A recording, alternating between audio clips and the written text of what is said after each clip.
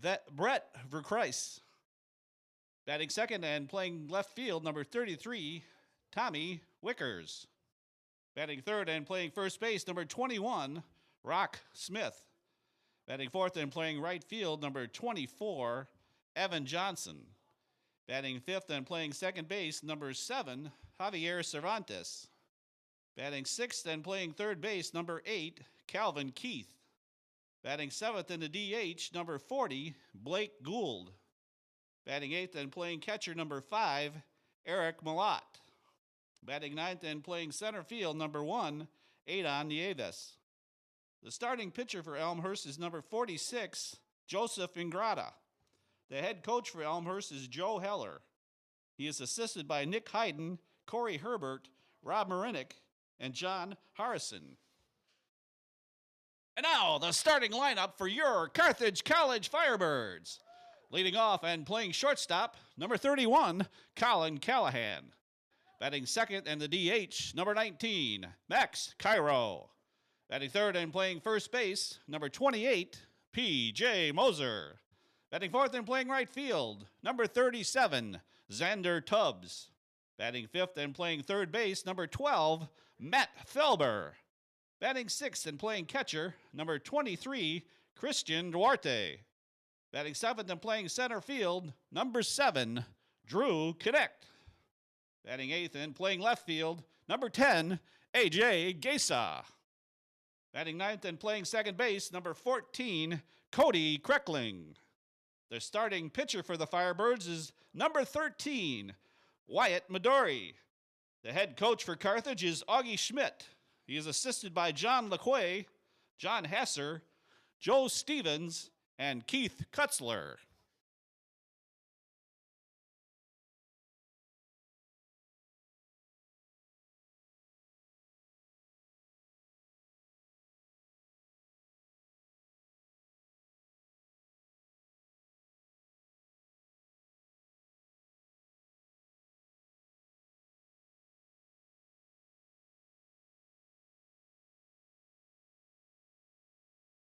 Fans, at this time we ask that you please rise and remove your caps as we honor America with the playing of our national anthem.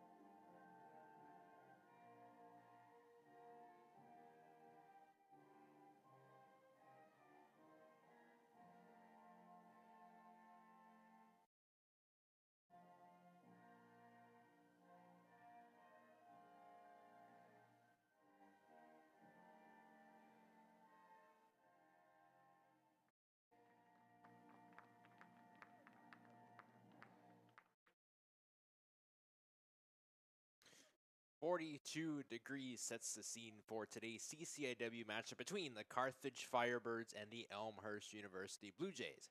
I am Andrew Czysz Jr., pleased to be joining you for today's broadcast of the matchup between Carthage and Elmhurst.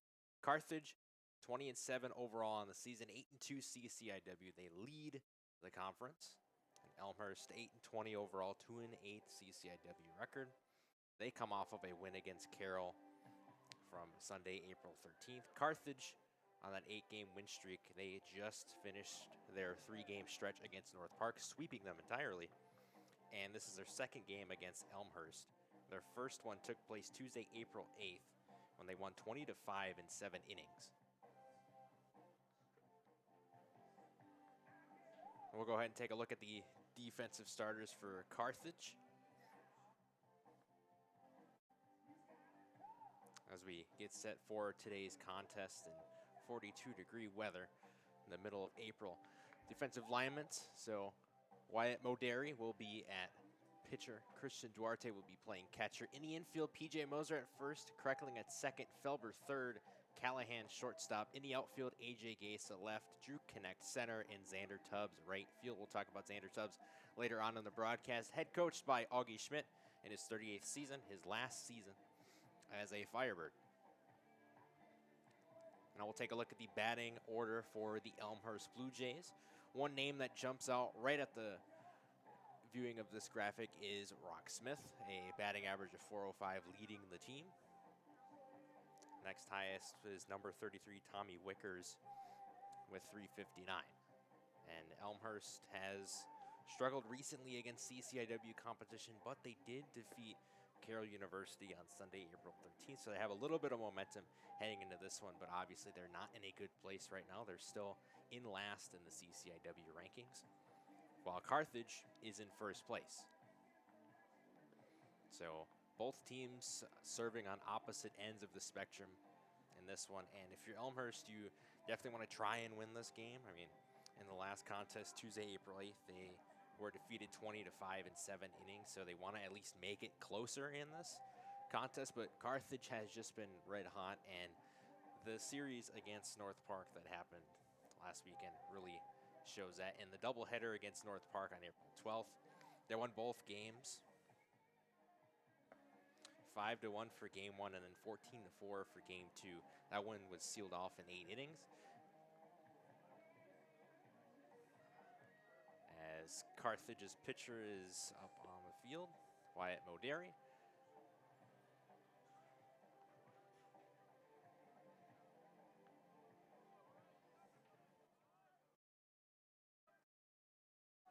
And so far on the season for Moderi, he has an ERA of .516 and 29 2/3 innings pitched. He's allowed 28 hits, 21 runs. He's walked 13 and struck out 26. So it brings up our first batter for the Blue Jays, number 29, Brett Verkreis. First pitch underway, nearly hitting Verkreis. 3:01 p.m., 42-degree game time temperature. It feels like 36 degrees, so a little bit chilly out there for the players. That one's down the middle and in for strike number 1. So it evens things up. 1 ball and 1 strike. Verkreis on the season, a batting average of .267. He has started in all 28 games that Elmhurst has played up to this point. He swings on that one. Felber corrals it, launching it over to Moser. And that's the first put out for the Firebirds on the day. Starting out strong, Felber handling it well in the hot corner, and PJ Moser just there to get the reception. And it brings on number 33, Tommy Wickers for Elmhurst, the sophomore out of Muskego, Wisconsin, Muskego High School graduate.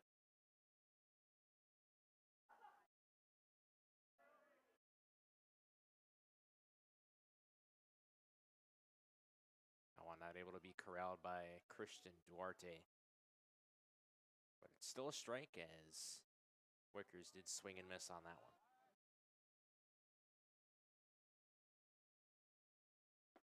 Dory in there for strike 2. 0-2 count against Wickers. And his batting average, as we said before, .359. He started in now 19 games. 64 at-bats prior to this, 15 runs off 23 hits. Now it's in but low. I'll bring up ball 1. Wickers has also hit 2 doubles on the season. He's recorded 6 RBI, 25 total bases. Sophomore out of Muskego launching that one down the middle. That's through for a base hit. So Tommy Wickers getting on base for the Blue Jays. That's got to hype the team's morale up. They come off a 1-game win streak against Carroll. They're trying to build on that. And it brings on number 21, Rock Smith, who leads the team in multiple categories, a lot of the categories, including batting average with 405, slugging percentage with 649.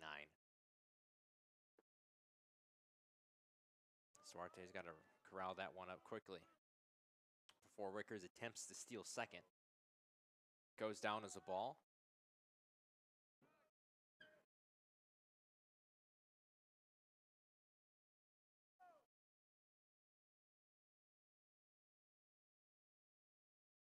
Wyatt Midori checking his stance.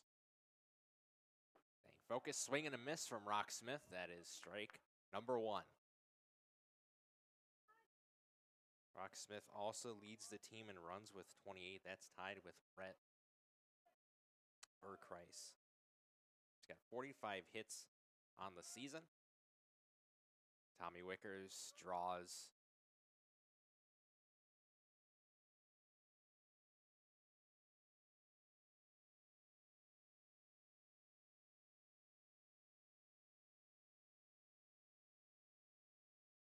Midori down the line. Duarte's going to have to extend upwards for that one. That's ball 2. Smith on the season has started 29 games. He's had a whopping 111 at-bats. He also leads in that category as well. In those at-bats, 28 runs off 45 hits. He's got 35 RBI, which also leads the team. So basically, Rock Smith has just been the do-it-all man for the Blue Jays, despite their 8-20 record on the season. Rock Smith launching that one deep, right center field. Wickers will be able to get the third, and Rock Smith, well, they're just going to keep going. And Tommy Wickers is going to score for the Blue Jays. And Rock Smith gets a triple on that one. So a little bit of fielding woes from the Firebirds early on here, and Elmhurst already on the board.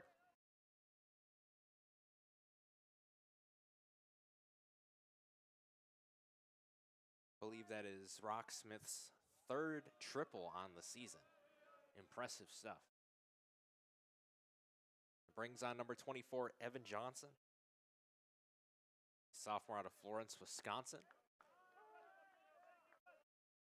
That one's in for strike 1.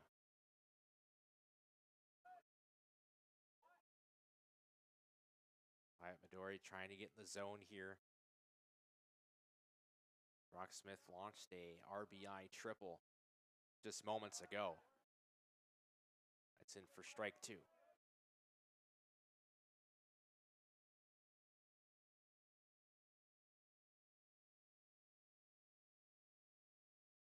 That was Smith's 36th RBI on the season.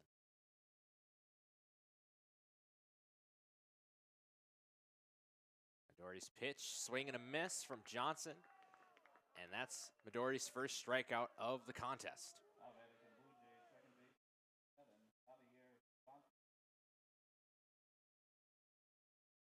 Brings on number 7, Javier Cervantes, junior out of Elgin, Illinois, Larkin High School graduate.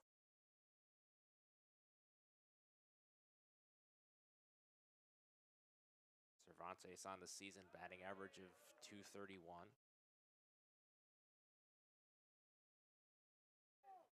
His count is 1 ball, no strikes. Cervantes has only started in 9 games prior to this one, so this will be his 10th game. We'll put him in double digits, 39 at-bats. In those at-bats, 3 runs off 9 hits with 2 doubles, 3 RBI as well. That one's lasered in for strike 1.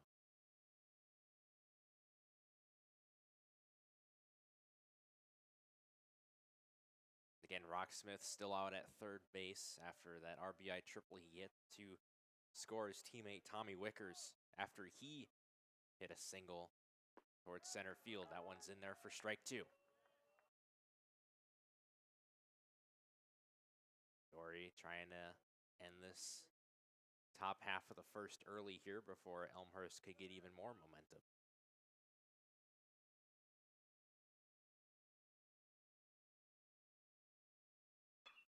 That one is launched deep right field. However, Tubbs is there to make the grab. That ends the top of the first. Elmhurst getting 1 run, courtesy of Rocksmith's RBI triple to score Tommy Wickers. Carthage will be on the offensive side momentarily for the bottom of the first.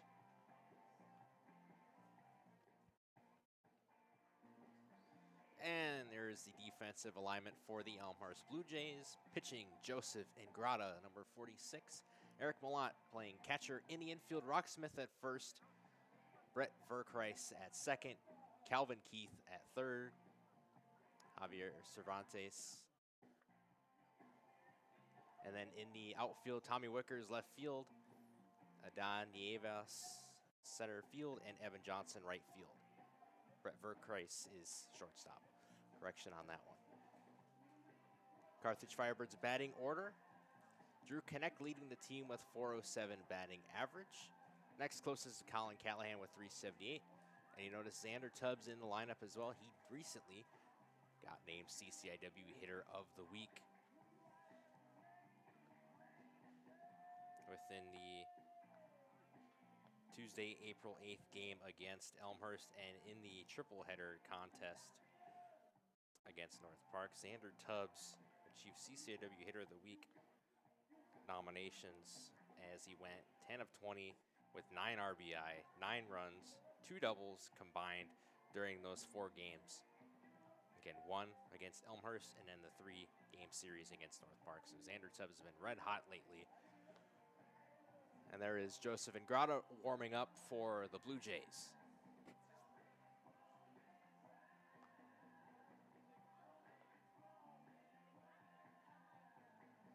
He's got an ERA of 6.18 in 27 and 2/3 innings pitched. He's allowed 38 hits, 25 runs, 19 of them earned.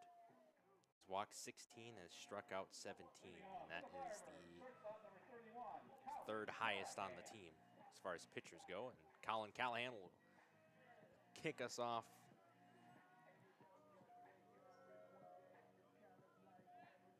Colin Callahan had a notable performance in the April 8th contest against Elmhurst. Carthage won 20-5. His performance in that game specifically went 3 for 6, 2 runs, 3 RBI, 1 double, and 1 walk. Makes his first at-bat for today. First pitch from Ingrata is going to be fouled off.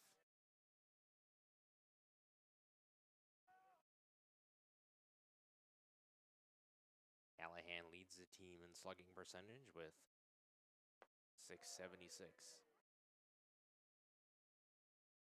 1 ball and 1 strike is the count.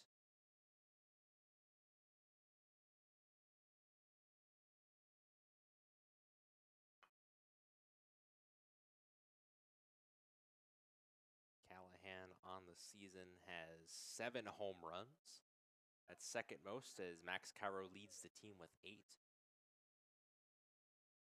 And we've had multiple players on the Firebirds baseball team with home runs games throughout the season. 2 balls and 2 strikes is the count. Callahan looking to get a hit or force a full count here. Ingrata, that one got away from him high and away. So it is a full count.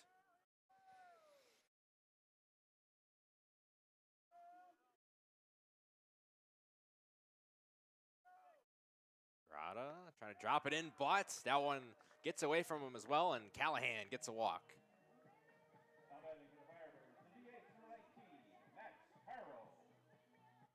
That brings on Max Cairo as Callahan achieves his 20th walk on the season.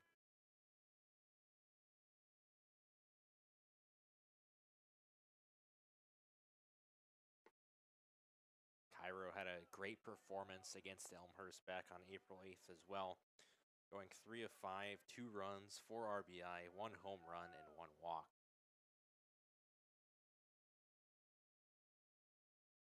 Carthage, no stranger to having great performances against Elmhurst. Trying to make that become a reality again to shut the door on another CCIW opponent. In the month of April, swing and a miss by Max Cairo, as Carthage has swept Carroll, and North Park within the month of April. They're looking to do it against Elmhurst, where they are down one as of this moment. A swing and a miss again from Cairo. That'll bring up strike two, and Joseph Ingrata is trying to get his first strikeout of the day against the senior from Highland Park, Illinois, that being Max Cairo. 1 ball and 2 strikes is the count. Down the middle, Cairo, that's in for base hit. Callahan goes to second, and that'll be a single for Cairo.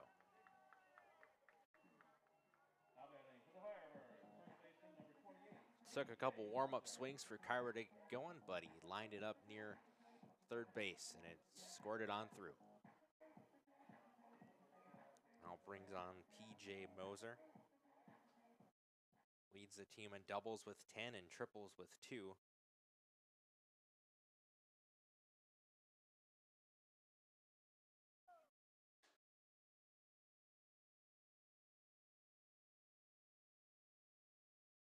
See what Moser can do today.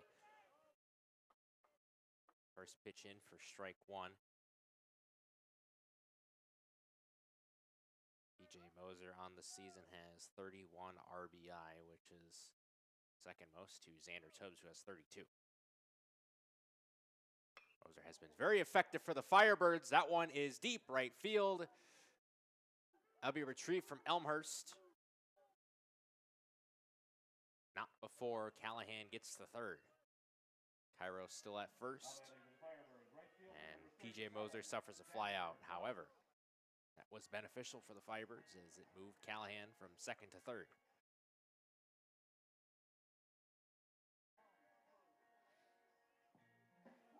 Brings on the man of the hour, Xander Tubbs.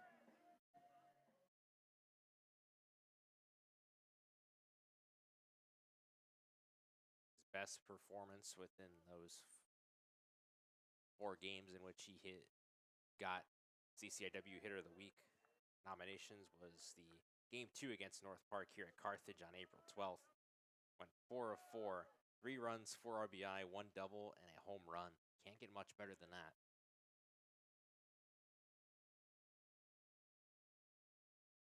For the junior out of Plainfield South High School, he gets hit by a pitch. And the bases will be loaded for the Firebirds. Consequential mistake from Joseph Ingrata. Brings on number 12, Matt Felber, senior out of Kenosha, Wisconsin, Indiana Trail High School graduate. So Tubbs at first, Cairo at second, and Callahan at third for those keeping track at home.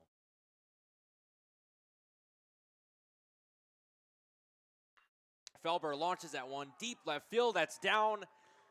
Callahan will get a run, and so will Cairo. And Carthage takes the lead. Fantastic response.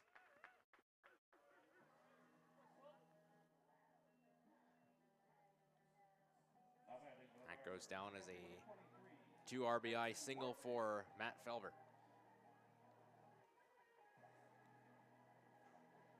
And Elmhurst will look to talk things over with Joseph Ingrata.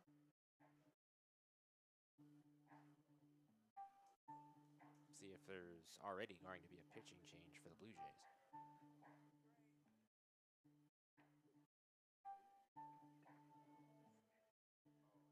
So far today for Ingrata, he's thrown 15 pitches. He's allowed 2 hits, 2 runs, both of them earned. And he's walked 1. Also, he hit Xander Tubbs with a pitch. Tubbs is currently at second, while Felber is at first, thanks to that 2 RBI single launched into left field.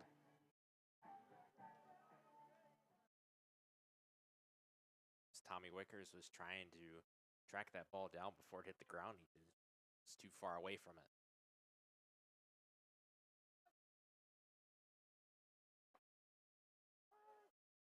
It's in there for strike 1.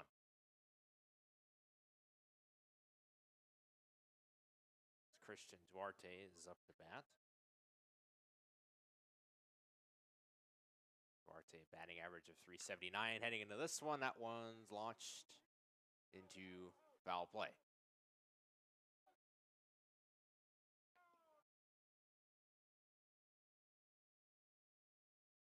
Count is 0-2 between Joseph and Grata and Christian Duarte. Again, Felber at first, Tubbs at second. Carthage looking to get some more runs on the board. It's a good catch. Tubbs ruled safe, though, as he makes it to third, and Felber makes it to second. That was a great adjustment, though, by Brett Verkreis. Verkreis and Calvin Keith were both in the vicinity on that one. They almost got Tubbs out. However, he just made it to base in time. Brings on Drew Connect. Leader in batting average with 407, and he's hit by a pitch the most times, that being 10. Grata lays it in for strike one. Connect making his 24th start today in his 81 at-bats before this game. 21 runs off 33 hits. He's got 4 home runs on the season. Checks his swing. That'll be ruled ball, so count is even.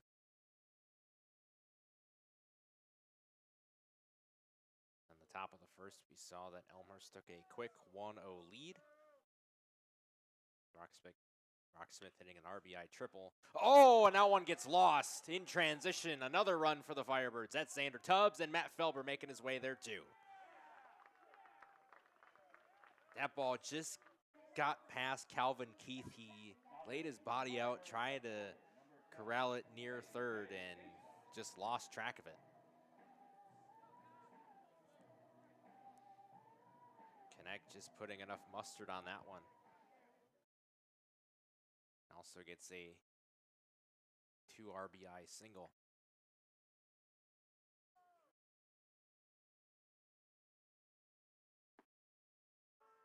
It's in for strike one as AJ Gase is now up to bat. A lot of action happening in front of our eyes here. Connect over at first, Duarte over at second. Gase hits that one up, but it's backwards.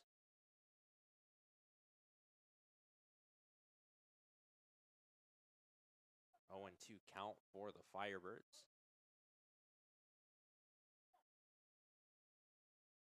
They're definitely on a roll here. They've scored 4 runs in the bottom half of the first. Gase checks his swing. That's a strikeout. First one of the day for Joseph and Grata.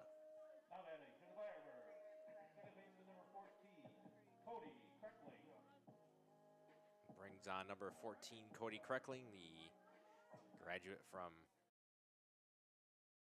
high school, graduate of Prairie High School, senior here at Carthage.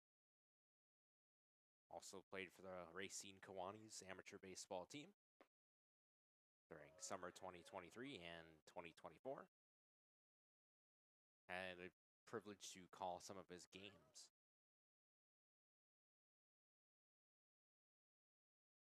One ball, no strikes. Kreckling checks his swing there. That's ball 2. Kreckling on the season, batting average of .214, making its 21st start. On the season, checks his swing again, but that is in for strike one. 2 balls and 1 strike.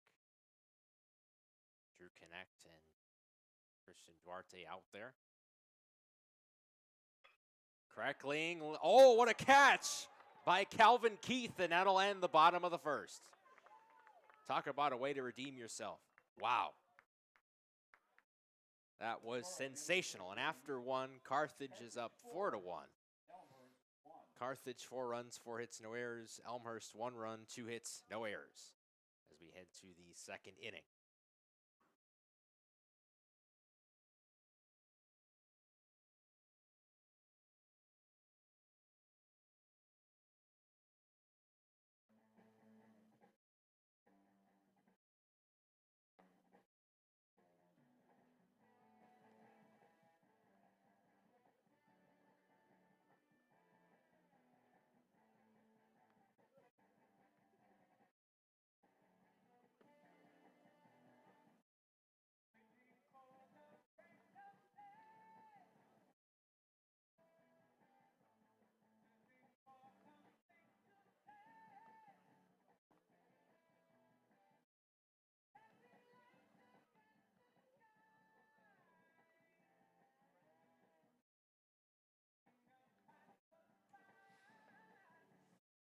get ready for the top of the second. Wyatt Maderi is warming up on the mound. So far today, he's thrown 18 pitches, allowing 2 hits, 1 earned run, and striking out 1.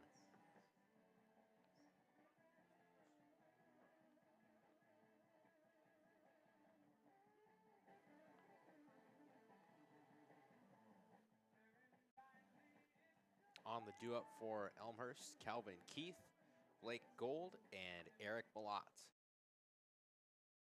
Calvin Keith was the third baseman that we just saw. Snag a liner to left field by Cody Kreckling. That would effectively end the bottom of the first, but not before Carthage put up 4 runs in that half inning. There's first pitch at the top of the second. In for strike 1. Against Calvin Keith, the senior out of Avon, Indiana.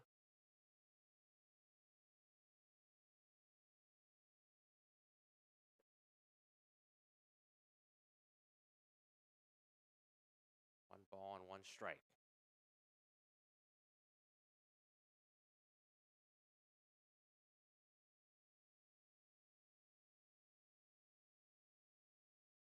All right, Maderi down the middle. In for strike 2 as Keith swing and a miss. On the season, batting average of .333. Keith making his 11th start. 33 at-bats, 10 runs, 11 hits. Maderi down the middle. Keith likes to foul that one off. For Elmhurst in the top of the first, things got going right away.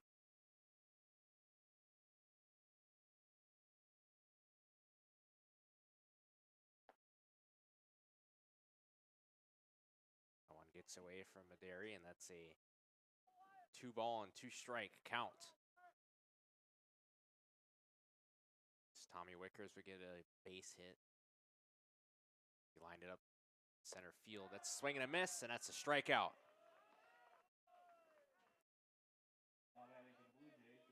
For Maderi. Brings on number 40, Blake Gould. After Wickers would line up his hit towards center field, Rock Smith would come in and get an RBI triple that would score Tommy Wickers. That's why Elmhurst has 1 run on the board. Looking to add more in the top of the second. That one's in for strike 1. Gould making his 4th start on the season. Swing and a miss once more. Maderi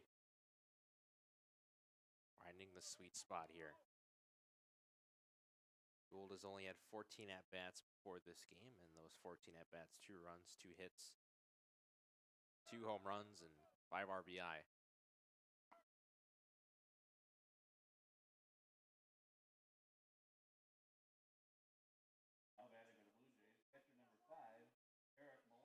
And they get Blake Gould out.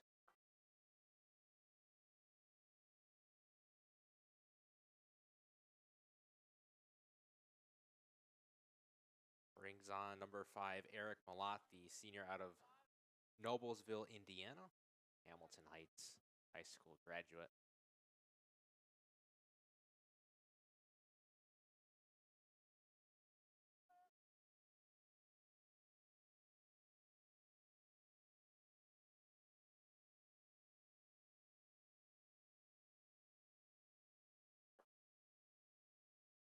Maderi gets it in for strike 1.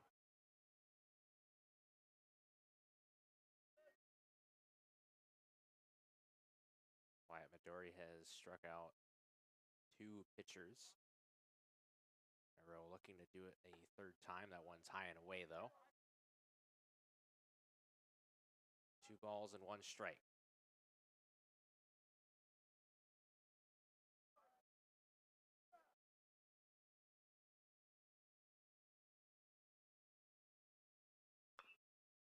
Gets a swing, but not lined good enough.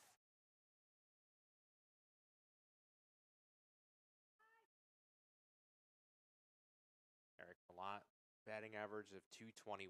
He's started in 23 games. 14 runs, 17 hits off 77 at-bats. 2 doubles. Swing and a miss there. And that will end the top of the second. 3 straight strikeouts for Midori. Collecting batters. We'll transition to the bottom of the second, where Carthage will look to build on their momentum established in the bottom of the first as they scored 4 runs total on the due-up. Colin Callahan, Max Cairo, and P.J. Moser could be in for some more fireworks.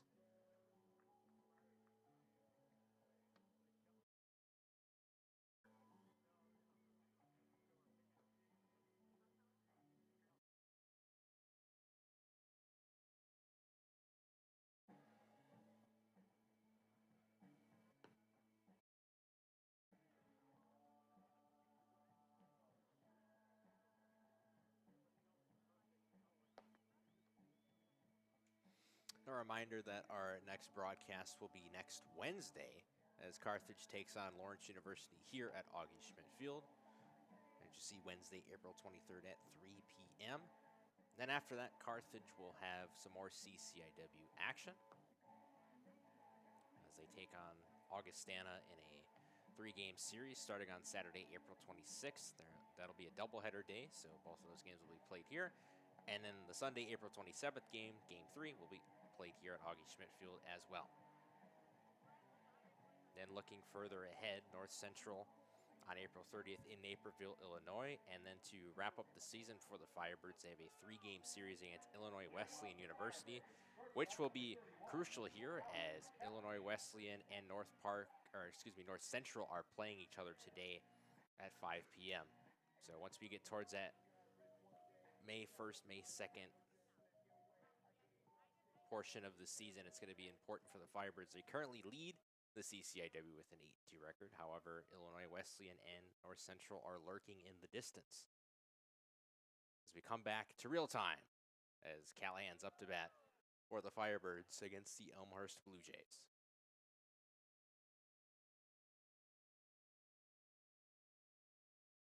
One ball to start the count. Callahan checks his swing. Bring up ball 2.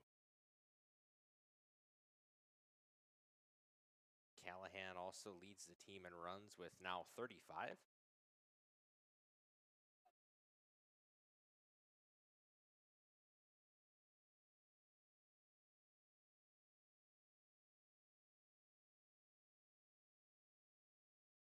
He's with 35 runs thanks to Matt Felber's 2 RBI single that we saw in the bottom of the first. Scored Callahan and Max Cairo. Count here is 2 balls and 2 strikes. Callahan would love to get a hit on the board. He's been on base already today. That was due to a walk, getting his 20th on the season. Full count here. Grotta's pitch goes through, however, not good enough to strike out Callahan. He gets his 2nd straight walk, bring him up to 21 on the season.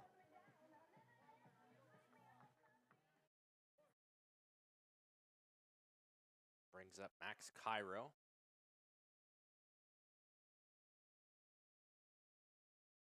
So far for Cairo today, he's had 1 hit, and that was a single to right field.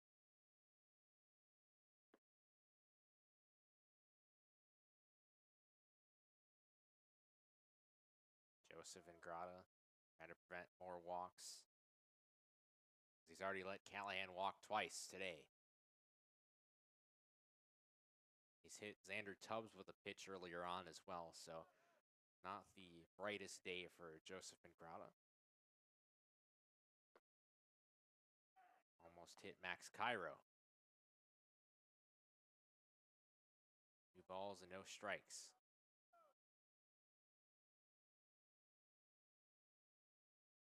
Said before, Max Cairo leads the team in home runs with 8.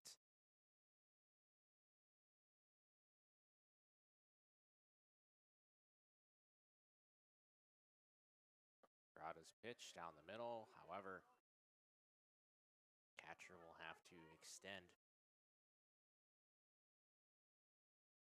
Being Eric Malott.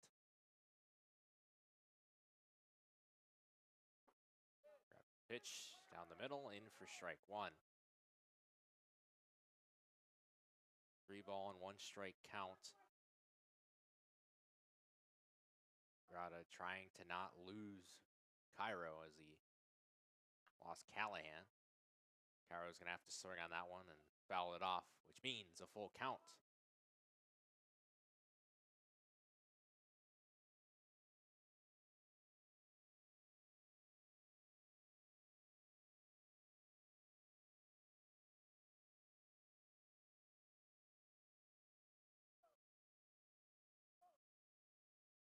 Grada down the middle. Cairo fouls another one off.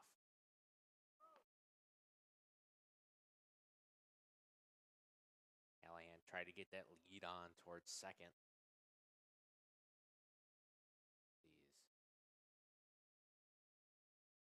Few feet away from Rock Smith over at first. Draws the attention of Ingrata.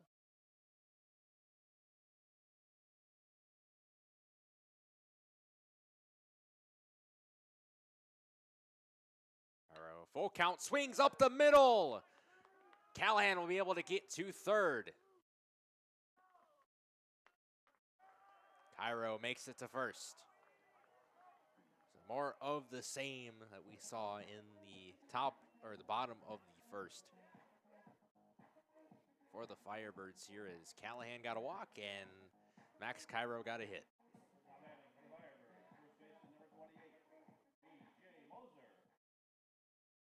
Only difference here in the bottom of the second is Cairo's hit advanced Callahan to third instead of second.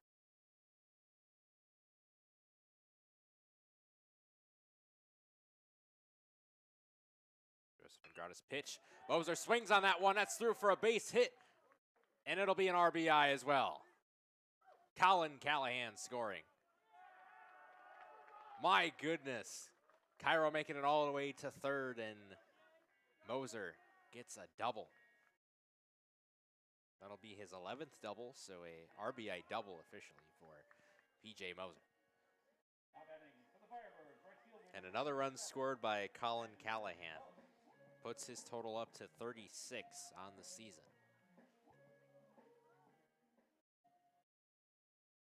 Which still leads the team. And Elmhurst having another conversation. Could be a pitching change, perhaps, as Carthage extending their lead by 4. We've got 2 runners on base currently. They've got PJ Moser and Max Cairo. Moser just launched a liner towards left field. Good for an RBI double as it scored shortstop Colin Callahan. That was his second run on the day. So Carthage is building up on what they have created with this 8-game win streak here. They know these CCIW games are important no matter the opponent. They're not taking Elmhurst lightly. Although there is a big disparity in records between these two teams.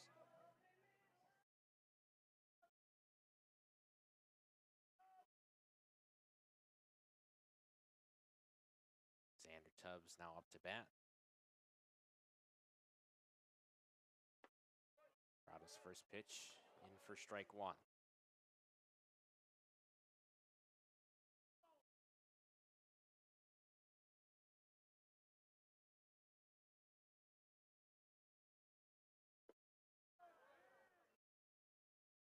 A little bit outside. It'll even the count. 1 ball and 1 strike. Xander Tubbs on the season leads the team in RBIs with 32. At-bats with 113 heading into this contest. Put his total up for at-bats to 115.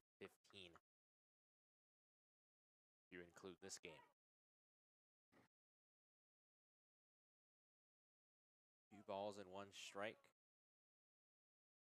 Moser at second. Cairo at third. Grada evens the count.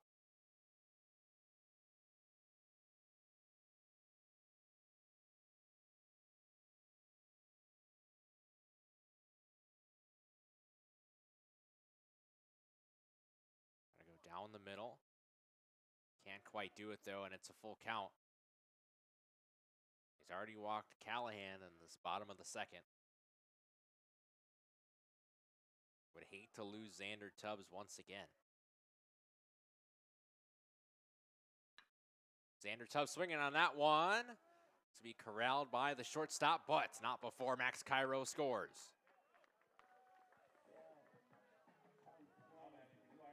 Xander Tubbs with an RBI single, as Elmhurst could not do anything with that ball. Everybody was already in their respective positions anyway.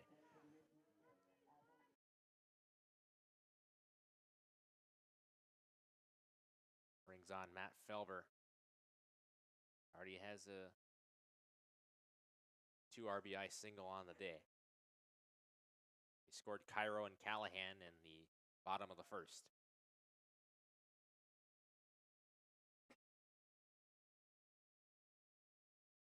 Xander Tubbs at first and PJ Moser still lurking at second base.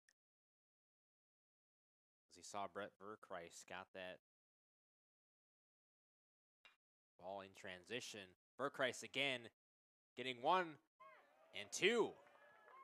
Both of them out. So Felber and Tubbs go back to the dugout.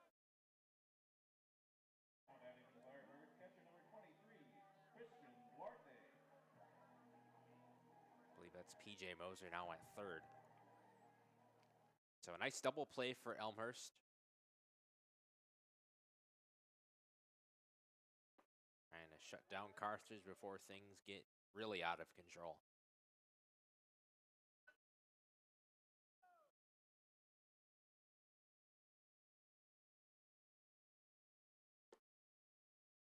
Trying to get Moser out. Touches the base before Calvin Keith can make an adjustment to tag Moser or get on the base before he does.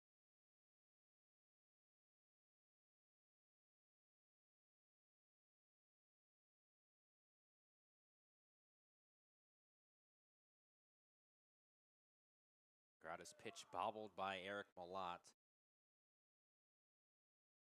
2 balls and 1 strike. With 2 outs on the board. Duarte looking to drive in PJ Moser.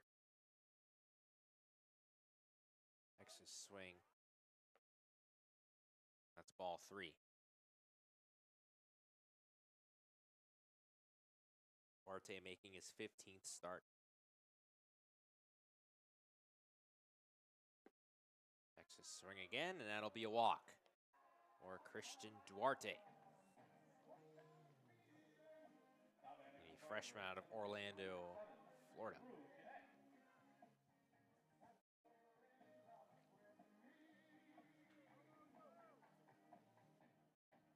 Brings on Drew Connect,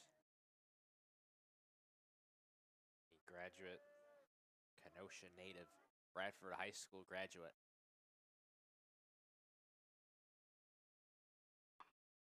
Connect launching one deep left field. That's through, and that's another run for the Firebirds. Beautifully done by Connect. His 3rd RBI on the day, and PJ Moser with a run.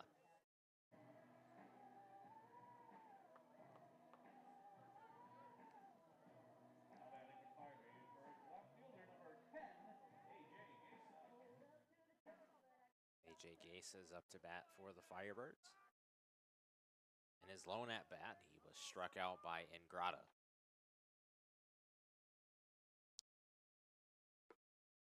He's got a duck over that pitch.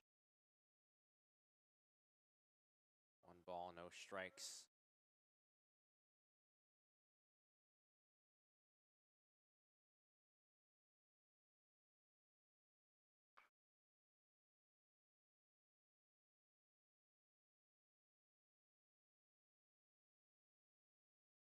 Count is 1 ball and 1 strike.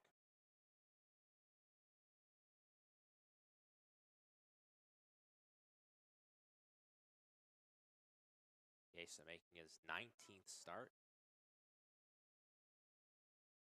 Got 10 runs, 11 hits on the season. Swing and a miss.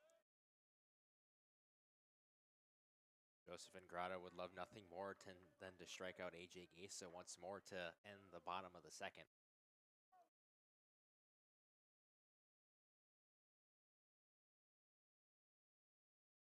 Gesa can get a hit. Nope, not quite. Fouls that ball off.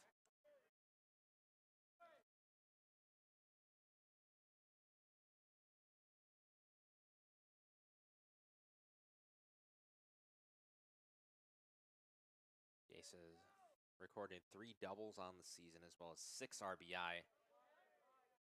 Almost a strikeout there. He had to foul that one off.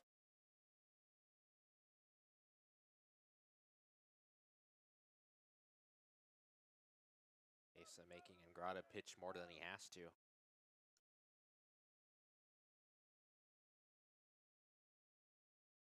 That one swing and a miss, and that will end the bottom of the second.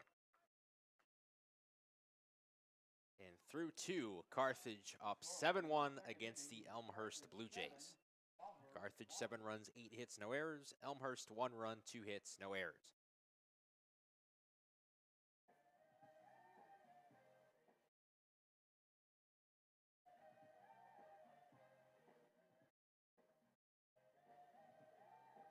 Don Nieves, Brett Burkreis, and Tommy Wickers are on the due-up for Elmhurst.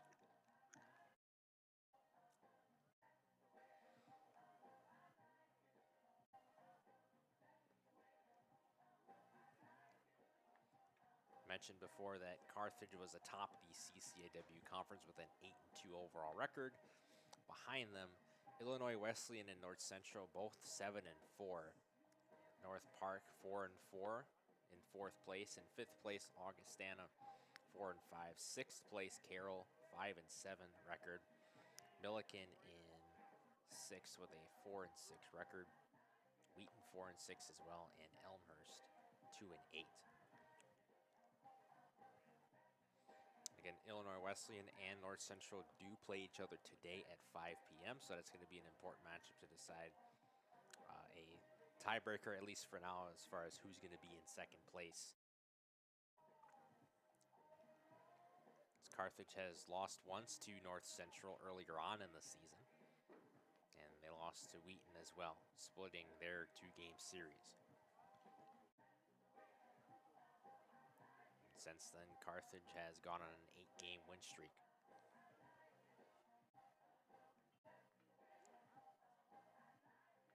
In that win streak, they've beaten Ripon, they've swept Carroll in 3 games, they've beaten Elmhurst on Tuesday, April 8th, 20-5. And most recently, they've swept North Park in a weekend series, winning all 3 of the games. Now they look to shut down Elmhurst before they make a trip to Decatur, Illinois this upcoming weekend to take on Milliken University in a doubleheader.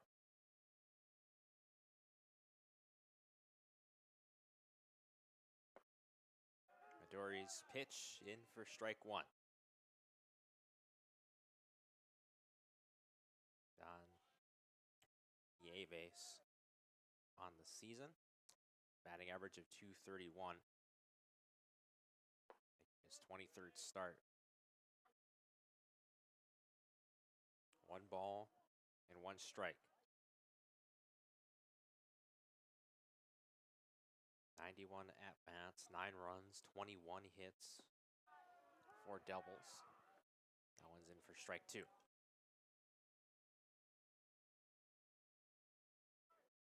Nieves, the freshman out of Rochester, Illinois. Rochester High School graduate. Midori looking to keep the hot streak up here. And it's a strikeout. 4th consecutive for Midori, as he struck out 3 consecutive batters in the top of the 2nd. That being Calvin Keith, Blake Gould, and Eric Malott.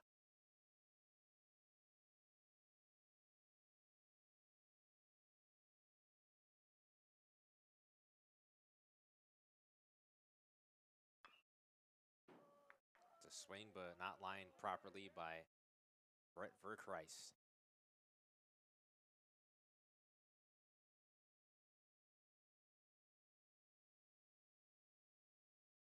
Verkreis, the freshman out of Lombard, Illinois. Glenbard East High School graduate. Swing and a miss. That's in for strike 2.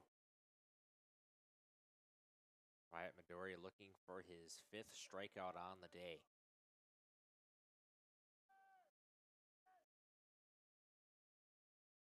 The Carthage dugout cheers on their starting pitcher. Once down the line, but bobbled by Duarte. 1 ball and 2 strikes.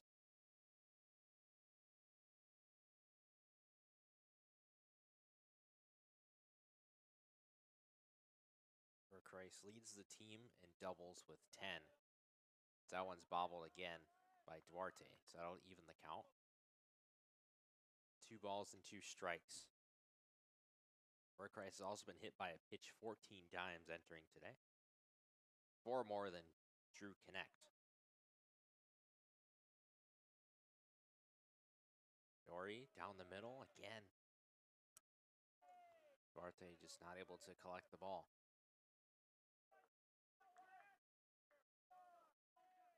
It's a full count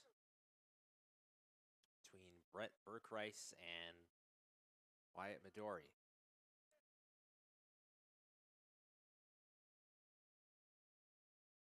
Went down the middle, but swung. Callahan to Moser for the putout. Before Midori committed a possible walk against Verkreis. Verkreis with the hit towards Callahan. He scoops it up and throws it on over to PJ Moser at first.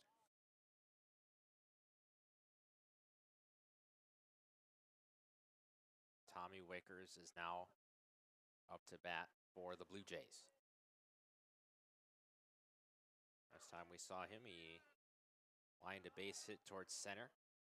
And after that, Rock Smith came in, got an RBI triple on the board, and was able to score Wickers and get himself, obviously, to third base. That being Rock Smith. 2 balls, no strikes is the count.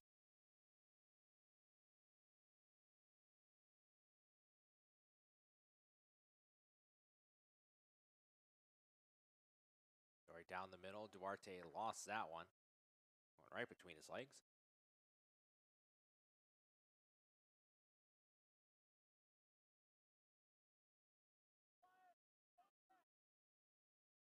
Three balls and no strikes.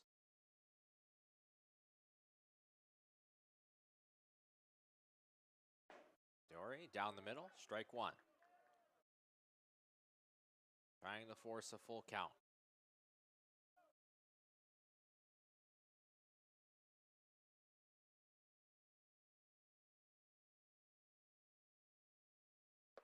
Dory down the middle again, strike 2, full count.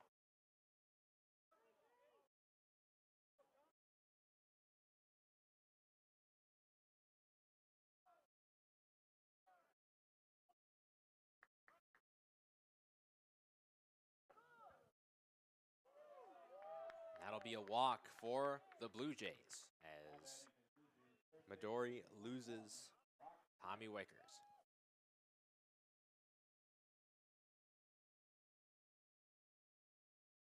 Brings on number 21, Rock Smith. As we prefaced before, Rock Smith leading the team in most of the major categories.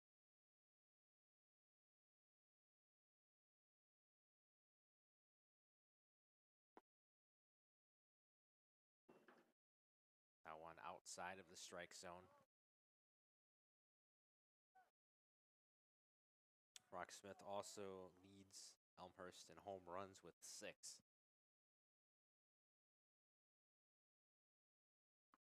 Wickers draws Midori's attention.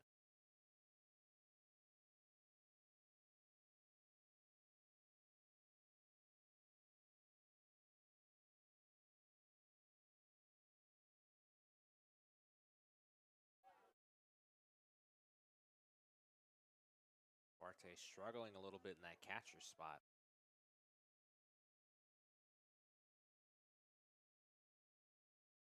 It's 2 balls and no strikes for Wyatt Midori.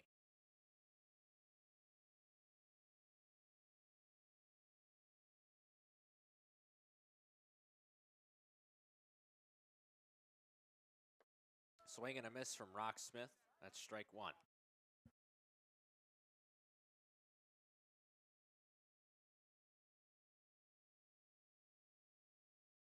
Probably the most impressive stat for Rock Smith. He's got 72 total bases.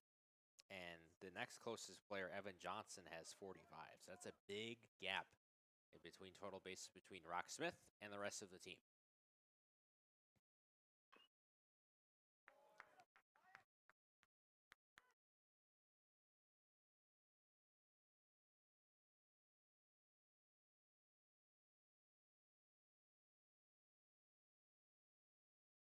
Two balls and 2 strikes is the count.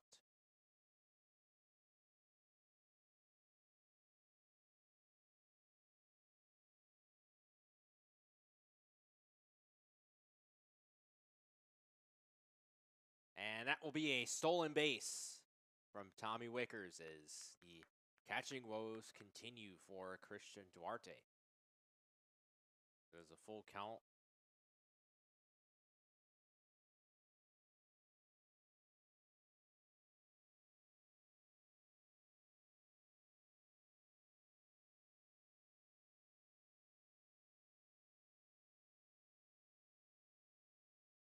Swing and a miss. And that strikes out Rock Smith. And it ends the top of the 3rd.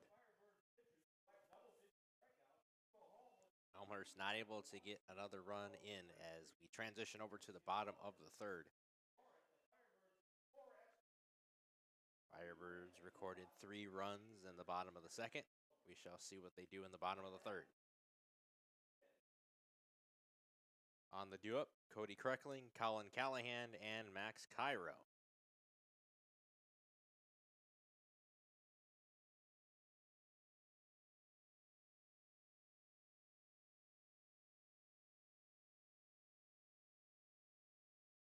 And here is a graphical overview of the CCIW baseball standings for the 2025 spring season. You see, we are on top. Carthage 8-2 CCIW record, 20-7 overall, followed by Illinois Wesleyan and North Central, who will both play each other later today at 5 p.m. to decide who is second place in the conference, followed by North Park, Augustana, Carroll, Milliken, Wheaton, and Elmhurst. We do have a new pitcher. It is number 6, Carson Gennady, the sophomore out of St. Louis, Missouri, Seckman High School graduate. And for Carson Gennady on the season, he has pitched 11 1/3 inning, allowing 14 hits, 9 runs, 8 of them earned, walking 10 and striking out 14, which is 4th most on the team as far as pitchers go.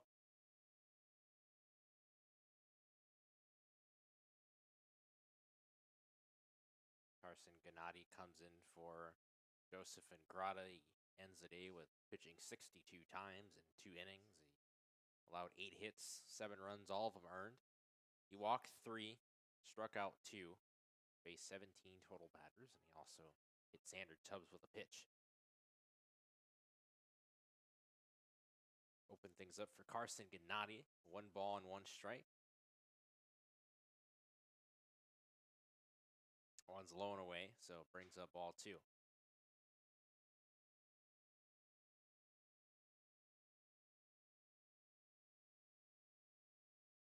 Kreckling swing and a miss.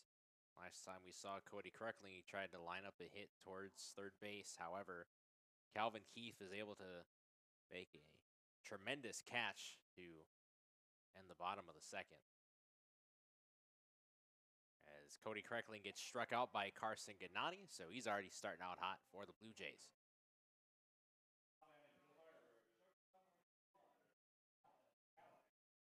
Brings on number 31 and Colin Callahan.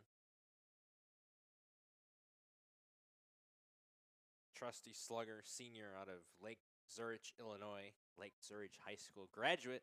Swing and a miss, though, on that attempt from Colin Callahan. On the day today, he's got 2 runs and 2 walks.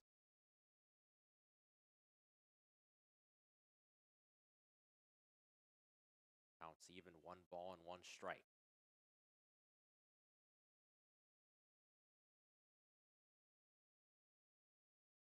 Callahan launching a pop fly. And that'll be a catch. Luckily for Elmhurst, the bird that was flying towards the outfield did not get in the player's way.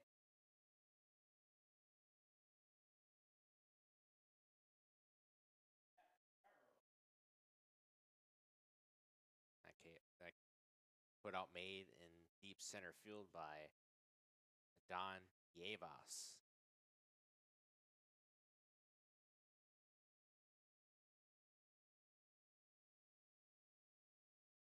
Brings on Max Cairo. Gennady down the line.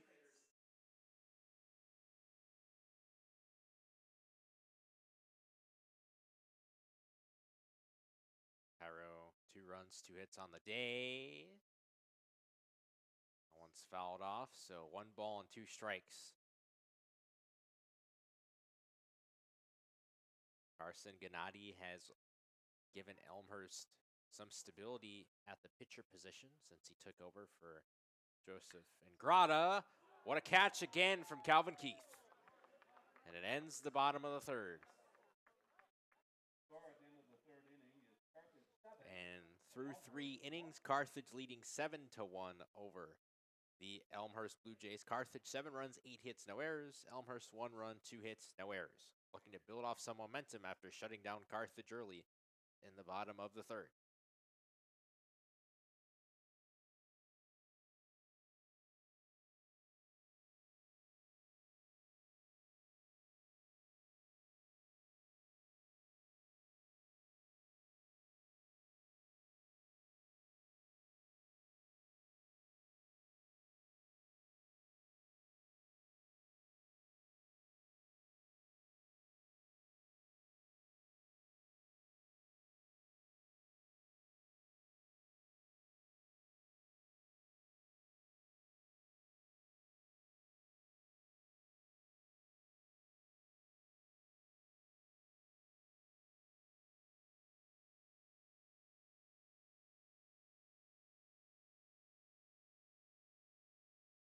On the due up for Elmhurst in the top of the 4th, Evan Johnson, Javier Cervantes, and Calvin Keith. And Elmhurst looking to score some more runs before it gets too late in this contest.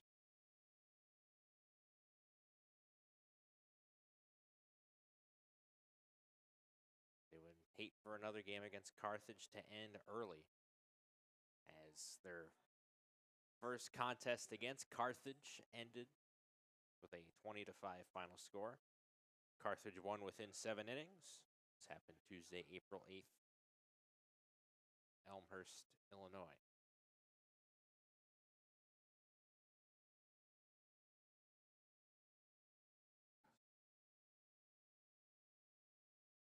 Wyatt Midori remains at pitcher for the Firebirds.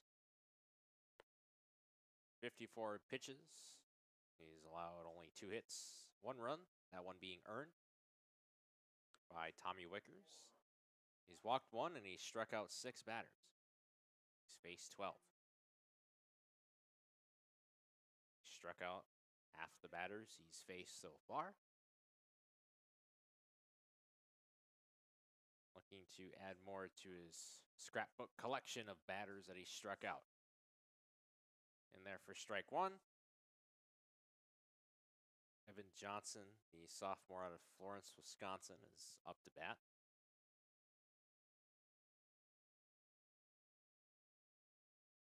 Down the middle. However, Duarte cannot corral it.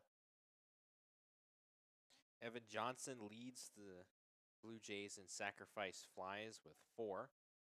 He's also been struck out the most, 33.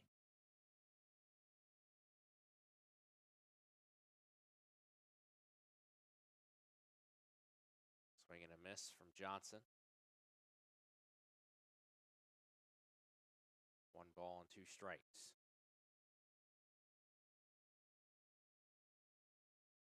Evan Johnson, 284 batting average, making his 24th starts. Johnson over the middle.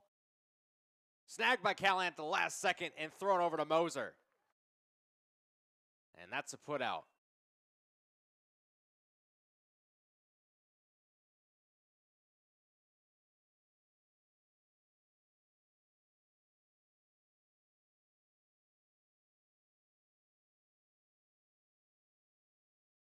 It was a great put out from the Firebirds.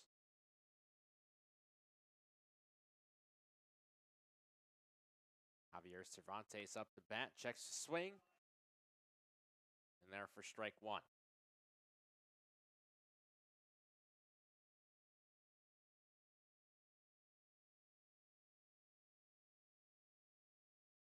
Cervantes making his 10th start today. Knows he could have had that one. 0-2 count. Midori looking for his 7th strikeout on the day. See if he can get it.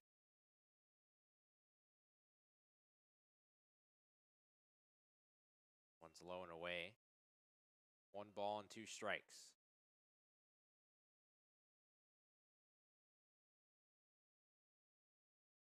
Javier Cervantes, the junior out of Elgin, Illinois, looking to do something for his team.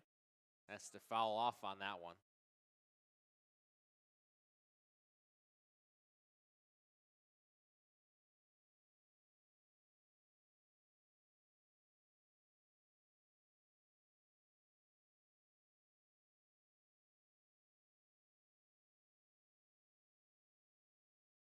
Duarte having to jump up to get that one. 2 balls and 2 strikes.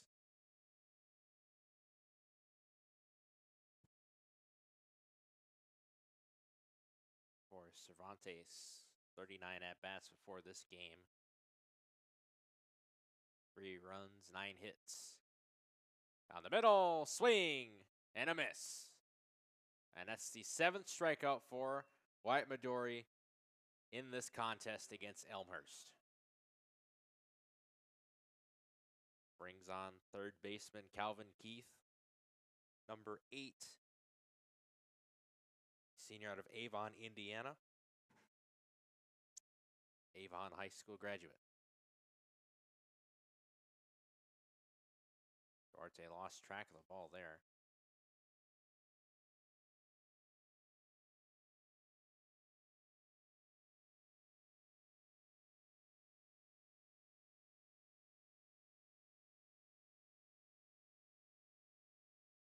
Now one launched, caught by Cody Kreckling. And that is the end of the top half in the 4th inning. Score remains Carthage 7, Elmhurst 1.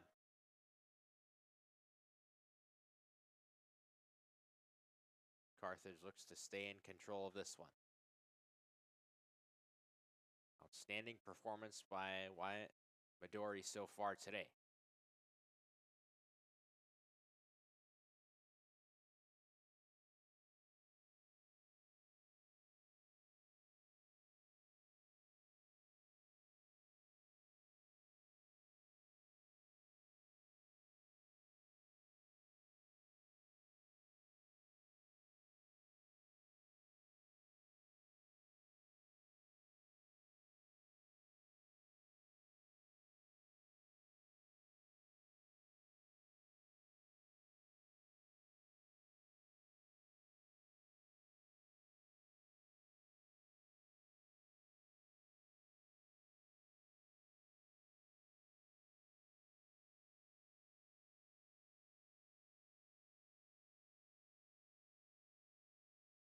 On the do-up for Carthage, PJ Moser, Xander Tubbs, and Matt Felber.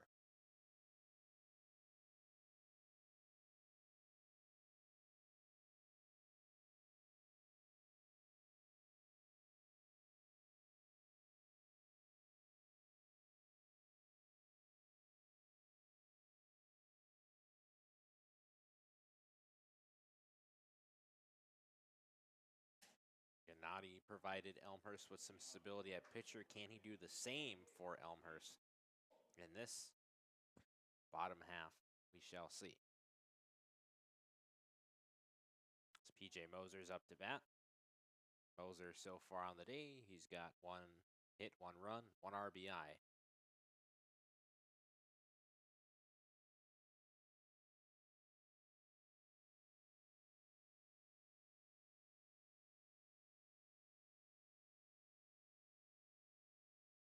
One bobbled by Eric Malott, the catcher, senior out of Noblesville, Indiana.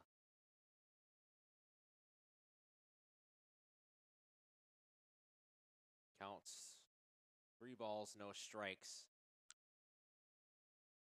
Essentially, Moser is playing with house money.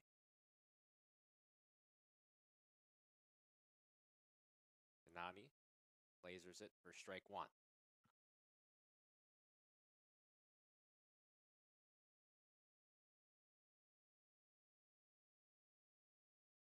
Strike 2, so makes it a full count in a flash.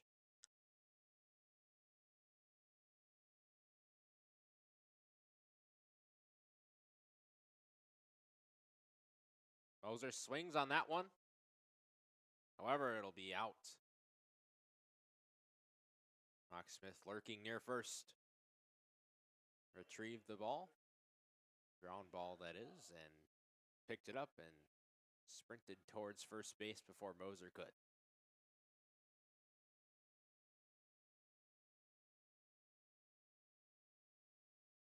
Brings on Xander Tubbs. This week he was awarded CCIW Hitter of the Week. 10 of 20 on hits. 9 runs, 9 RBI, double twice within the 4-game stretch that Carthage had against Elmhurst, and then the 3 games against North Park.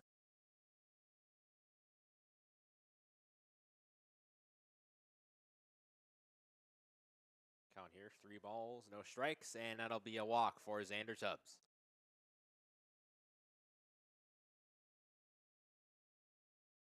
Matt Felber comes up to bat, the third baseman. He's got 1 hit, 1 run, 2 RBI on the day.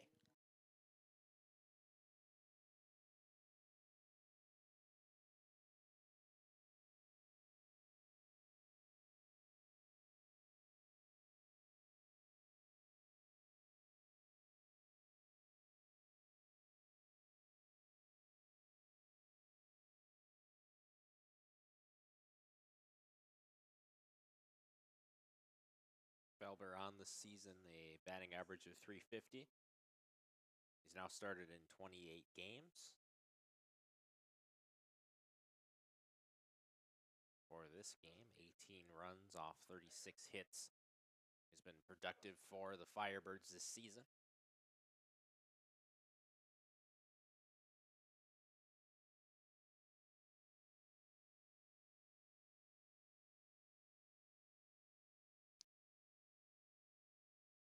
Gennady, close to a strike. But it's another 3-ball and no strike count. And he's already lost Xander Tubbs. He would hate to lose Matt Felber as well.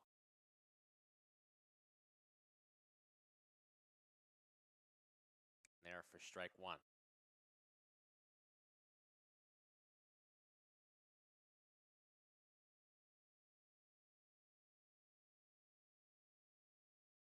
Gennady loses Felber. So that's 2 walks for Carson Gennady, and the pitching woes continue for Elmhurst after some stability was given in the bottom of the 3rd. But in the bottom of the fourth, things are looking eerie outside of that Rocksmith putout.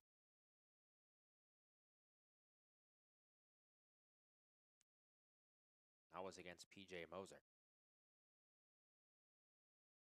You got Belver at first, Tubbs at second, both getting on base because of walks.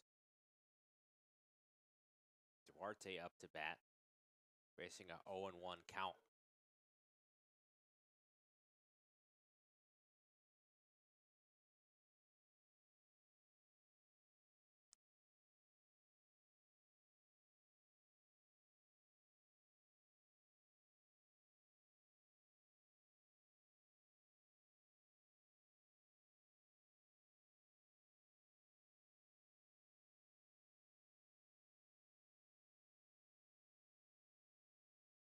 Oh, and 2 count. Gennady looking for a strikeout here. Doesn't get it yet. 1 ball and 2 strikes.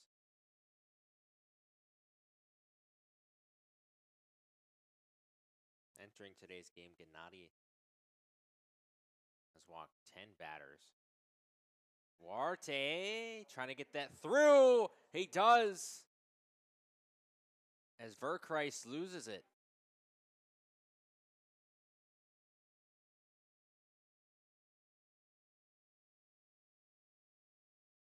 And that brings Xander Tubbs over to third.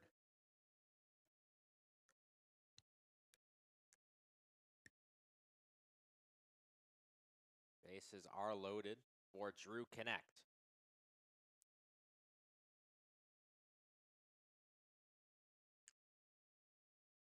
Duarte got the single, get himself over to first.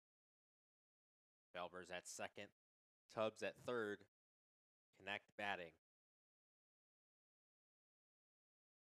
Drew Connect 2 hits, 3 RBI on the day. Could he have a bigger moment here? That one's launched deep right field, but that'll be caught.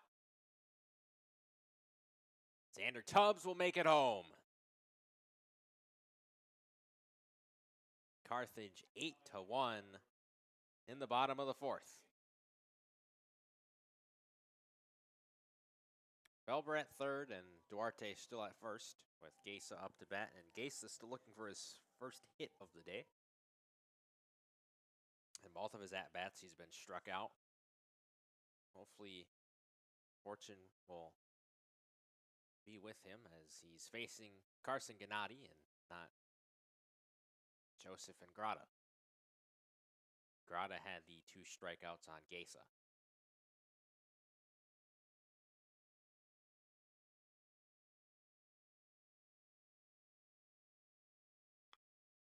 Gesa pop fly.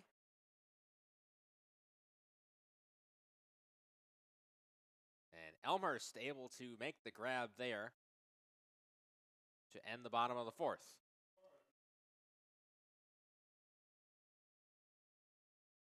Carthage leading 8-1 against Elmhurst. 8 runs, 9 hits, no errors, and 1 run, 2 hits, no errors for Elmhurst as we enter the 5th inning.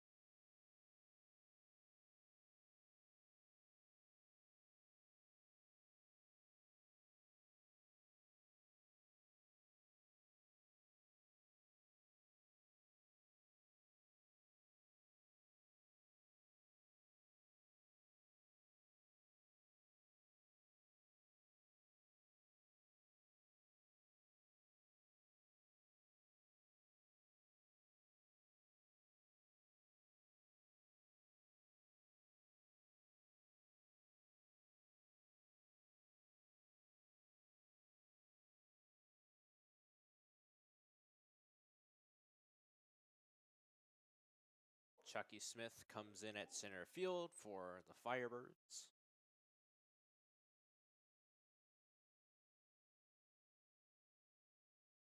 It'll bring on Blake Gold at bat for Elmhurst to kick off the top of the 5th. Strike one delivered by Wyatt Midori. Has recorded 7 strikeouts in the contest. Looking to collect more. Entering the contest, Midori had 26 total strikeouts, so with the 7, that'll boot him up to 33 on the season. Maybe 4th highest on the team as Bryce Sham leads the way with 78 strikeouts, followed by Ryan Scanlon with 37. Jake Papagayo with 36, and then now Wyatt Midori with 33 and potentially more on the way. In for strike 2, evens the count. 2 balls and 2 strikes. Blake Gould, the senior out of Gurnee, Illinois.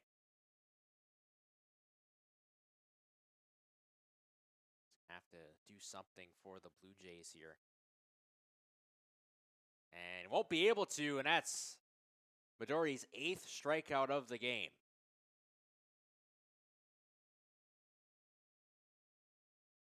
Excellent performance.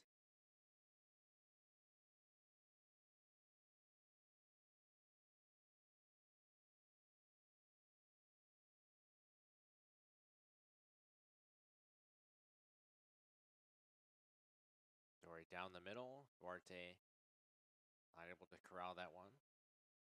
Midori, a freshman on the roster.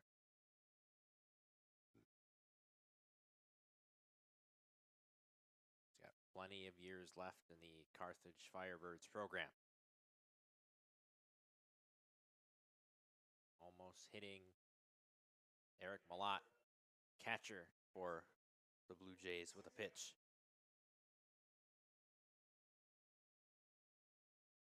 Two balls and no strikes.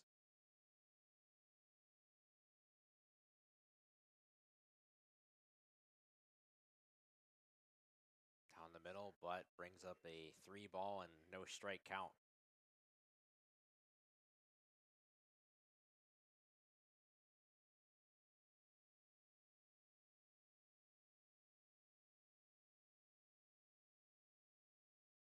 Strike 1. Eric Malott thought he got away.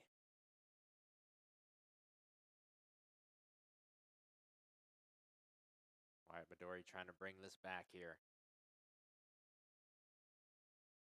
Swing and a miss. Full count.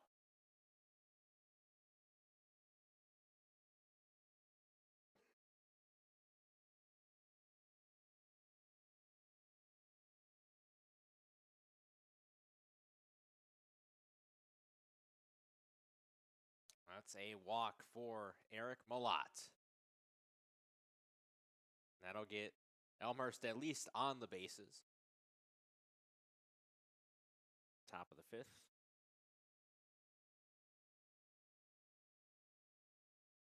Don Nieves for Elmhurst up to bat. Freshman out of Rochester, Illinois.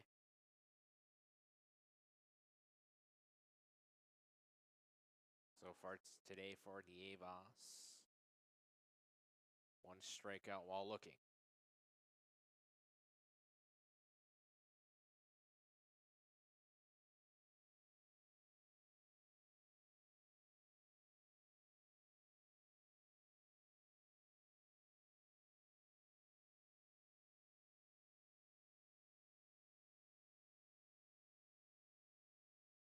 Dory down the middle.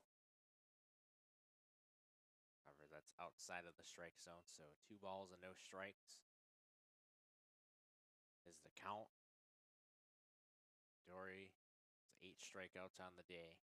Gonna bring this count back in his favor after losing Eric Malott. It's over at first. That one's laid in for strike 1.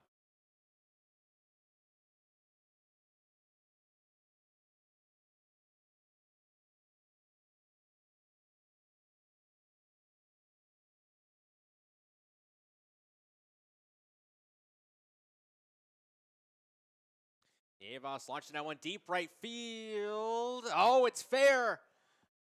It's fair. Malat and the Avos both racing. Malat making it to third and the Avos making it to second. So a double for numero uno.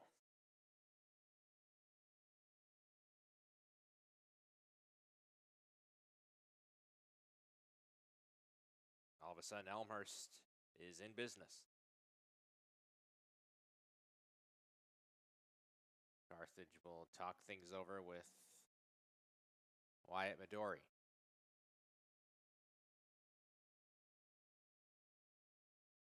Up to this point, Midori has thrown 81 pitches. He's allowed 3 hits. He's walked 2 players, and he's struck out 8.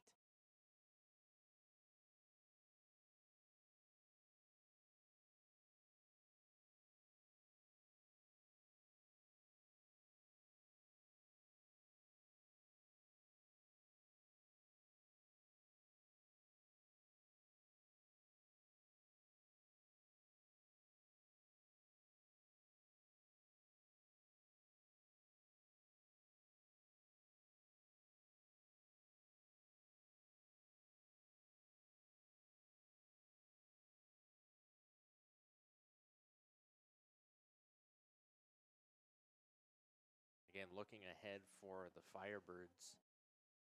After this game's conclusion, they head to Decatur, Illinois this weekend to play Millikan University in a doubleheader CCIW competition. Some important games down the stretch to keep that winning percentage higher than anybody else in the conference. There's pitch. Duarte losing the ball, and that's consequential because Malat is going to slip and slide his way to home.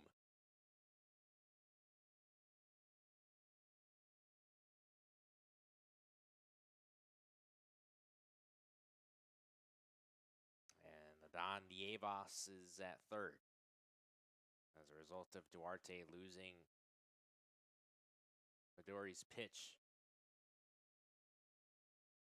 Created a lot of spacing for Malat to run toward home.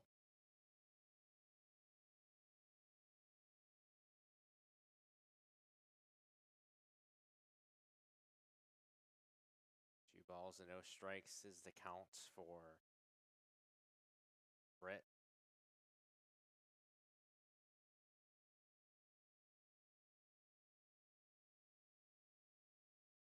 Brett Burkreis is going to try to score Dievas here.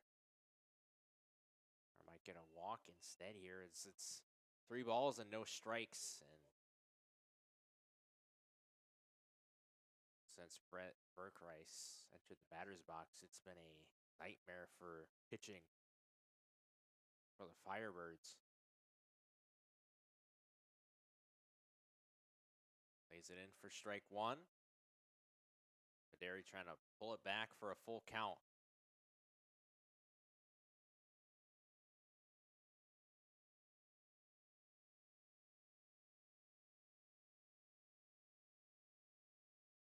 The middle, and that's a hit by pitch.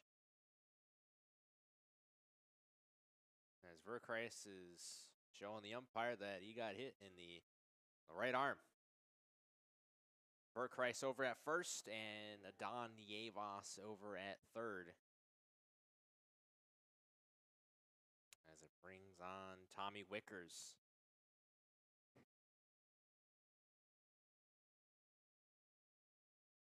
Goes to show that one mistake in the pitching department can be detrimental even if you're up by 6 runs.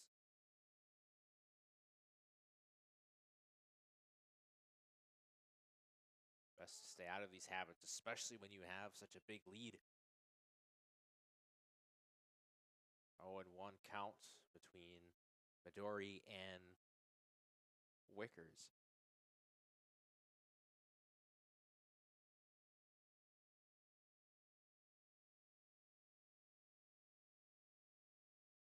Midori's attention drawn.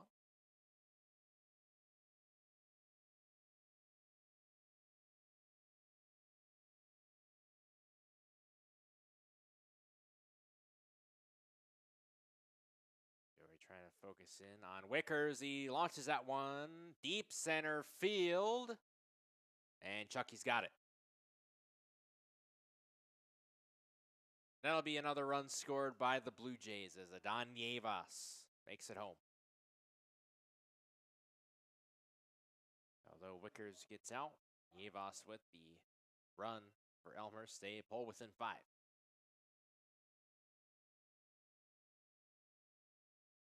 Rocksmith comes up to bat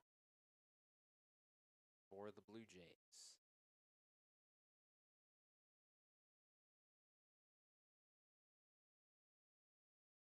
Price over at first by virtue of that hit by pitch caused by Midori.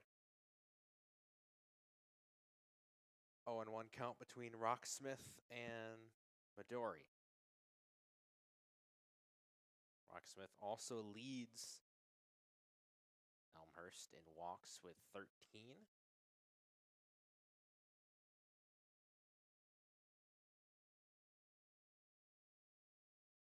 Rocksmith has now started in 29 games. Because all of the games that Elmhurst has played thus far. 1 ball and 1 strike is the count.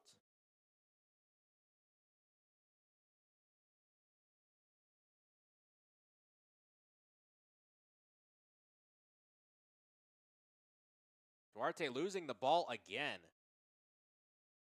And that's a stolen base for Verkreis, and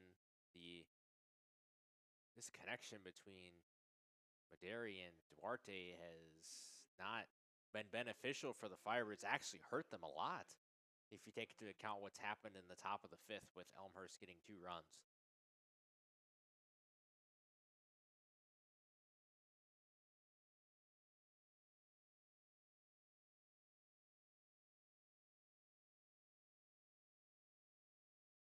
Carthage looking to put an end to the top of the 5th. Or Elmhurst gets closer. It's in there for strike 2. 2 balls and 2 strikes.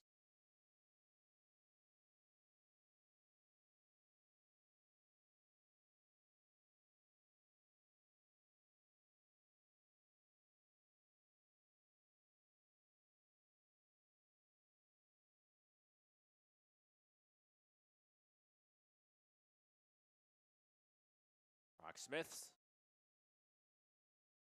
Swing and a miss. And that ends the top of the 5th. Elmhurst comes away with 2 runs. Carthage still up, though, 8-3. We enter the bottom of the 5th.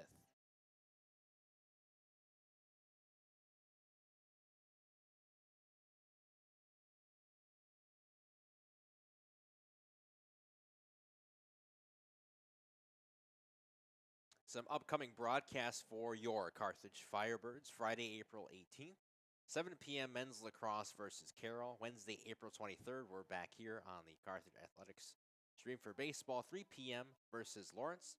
3 p.m. softball versus North Park. That'll be a doubleheader. 7 p.m. women's lacrosse versus Elmhurst. That's all taking place on Wednesday, April 23rd. Then Saturday, April 26th, we have our baseball doubleheader against Augustana at 12 p.m. 1 p.m. men's lacrosse versus Augustana, and then 1 p.m. softball versus Milliken. That will also be a doubleheader. All of these broadcasts will be showcased on the Carthage Athletics YouTube channel, which you are watching. The Carthage baseball game between the Firebirds and the Blue Jays. And new pitcher in for Elmhurst, number 14. Logan Leach.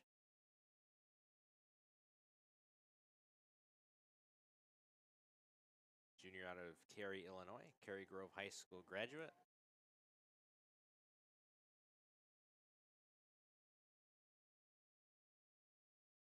For Leach on the season. Pitched 18 and 1/3 innings, allowing 25 hits, 21 runs, 16 of them earned, walking 11 and striking out 9. Which means Gennady is done for the day. Pitched 2 innings, 35 pitches thrown, allowing 1 hit, 1 run, that one earned, walking 2 and striking out 1. Faced 9 batters.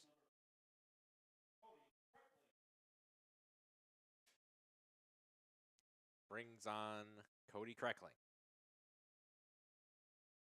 to open the 5th inning's bottom half.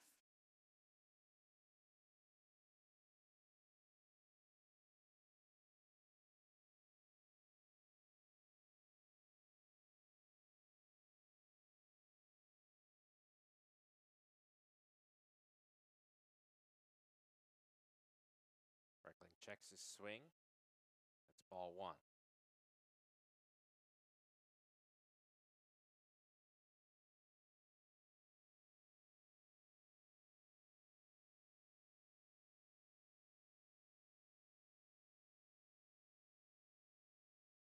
Kreckling on the season has 8 RBIs, 17 total bases.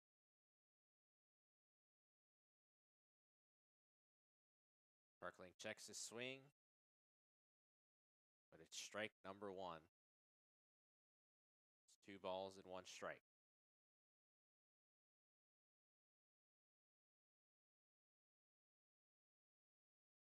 His pitch down the middle for strike 2.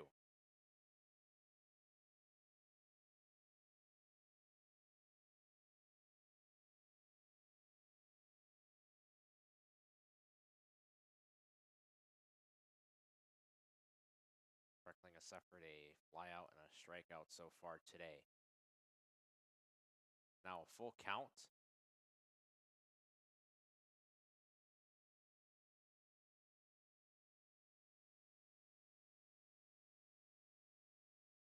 Down the middle, swing and a miss, and there goes Cody Kreckling. And first batter for Logan Leach, first strikeout.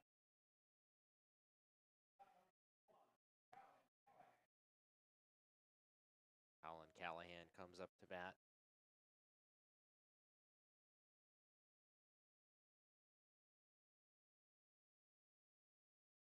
For this contest, Callahan recorded 75 total bases, which leads the team.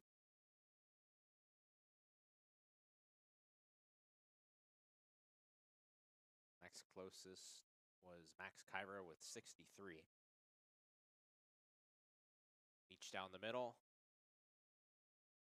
That's ball 2.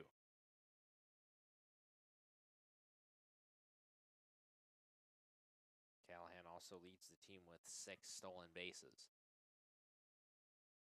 21 walks. Checks his swing. It's strike 1.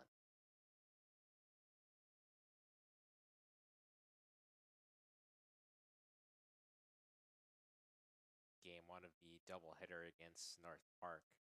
Oh, there's Callahan launching one deep left field. It's going to be caught, though.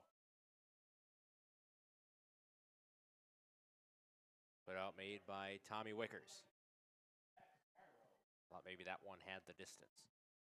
It was just short.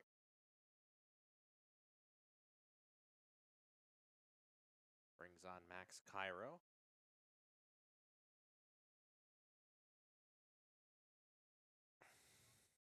Max Cairo had a nice game against North Park on Sunday, April 13th. Chicago, 2 for 3. 3 runs, 2 RBI, 1 home run, a walk, and a stolen base.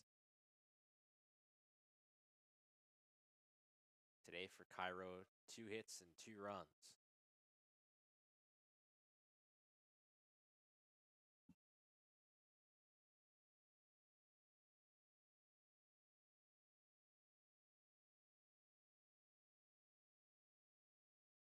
Two balls, no strikes.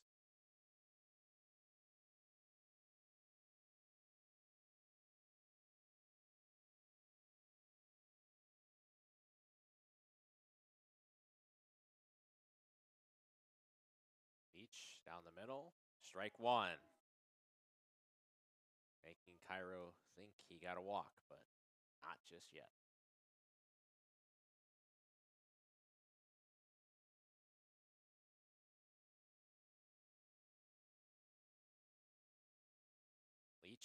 Swing and a miss from Cairo. It's a full count.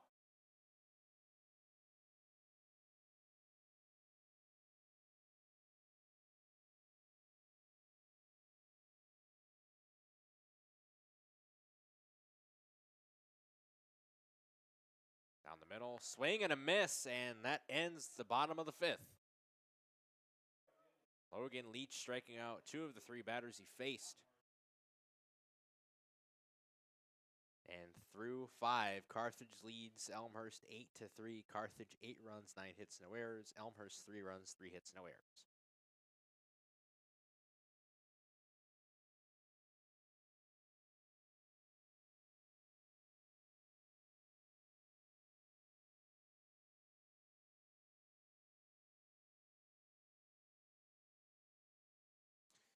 And we've got a new pitcher for the Firebirds, Costa Cocos.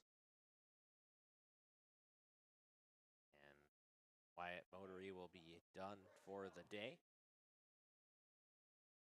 As Wyatt Midori, 93 pitches, pitched 5 innings, allowed 3 hits, walked 2, struck out 9. So overall, a very solid day for the freshman pitcher. Costa Cocos will take over for Midori. Cocos on the season, a 3.55 ERA. Pitched 12 2/3 innings, 16 hits allowed, along with 6 runs, 5 of them earned. He's walked 4 batters and struck out 8.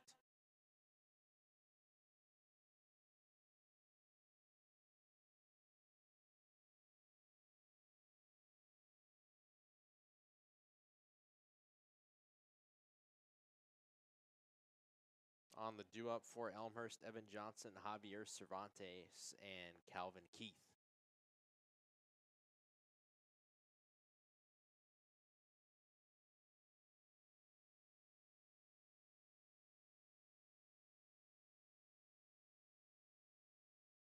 Elmhurst scored 2 runs in the top of the 5th. Put themselves within 5. Evan Johnson launching that one deep right field. That's fair play. Johnson gets a double in the right as Xander Tubbs was not able to track it down.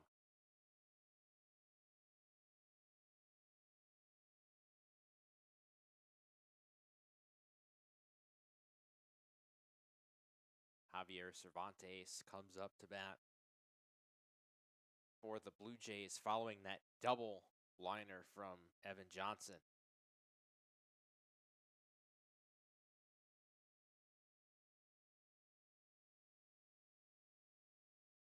It's in the top of the 5th. Elmhurst was able to get 2 runs. First one happened as there was a wild pitch thrown by Wyatt Midori that Christian Duarte could not handle and led him to not play home, and Eric Malott had a straight shot towards home and got the run in. That's a great liner into center field. To be mishandled, and it'll be another run scored for Elmhurst. Evan Johnson this time. So I believe Smith came up from that center field spot. He lost control of where the ball was, and unfortunately for Carthage, Evan Johnson gets away with it, and Javier Cervantes is credited with a RBI single.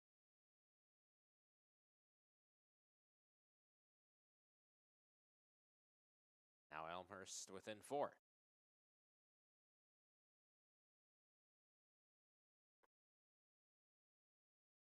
Duarte has to extend upwards to grab that one, as Calvin Keith is in there batting.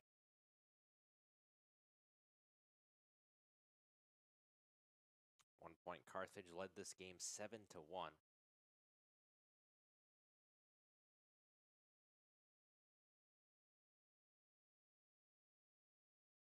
Counts evened up. 1 ball and 1 strike.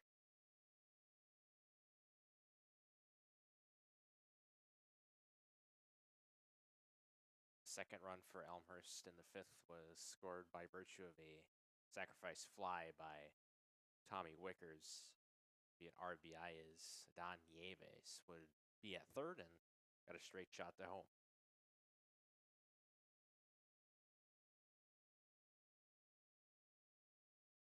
Top of the sixth tier count is 2 balls and 1 strike.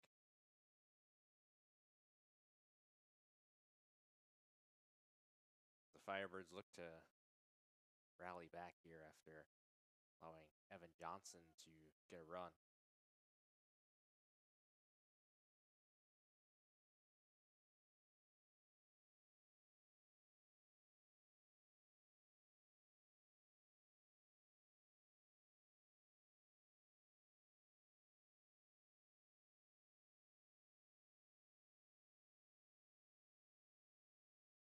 Goes almost lined up perfectly by Calvin Keith. Except it was outside of the fair territory line. It's a full count. Big pitch coming up for Costa Cocos.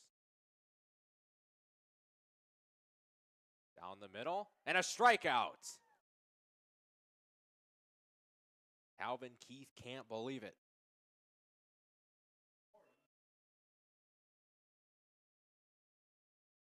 Blake Gould comes up to bat for the Blue Jays with Javier Cervantes at first base.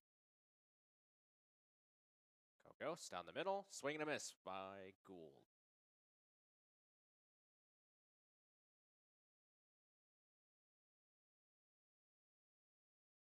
On 1 count as Carthage is attempting to protect their lead. Cocos down the middle. Duarte gets up for that one. They'll even the count. 1 ball and 1 strike.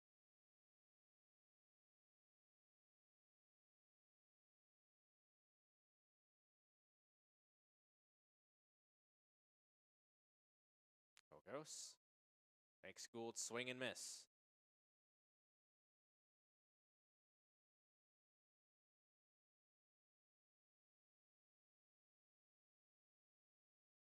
Blake Gould only making his 4th start today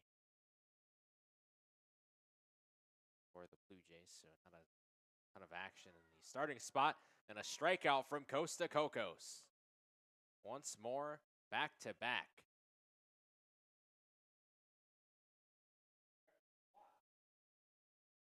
Back to back for the freshman. Allentine, Illinois.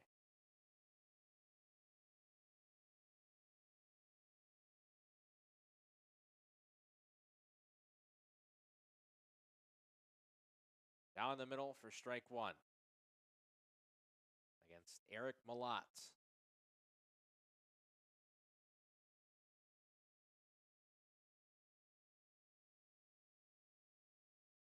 Malott on the season, a batting average of .221. 14 runs off 17 hits. Costa Cocos delivers strike number 2. 0-2 count, a big pitch coming up.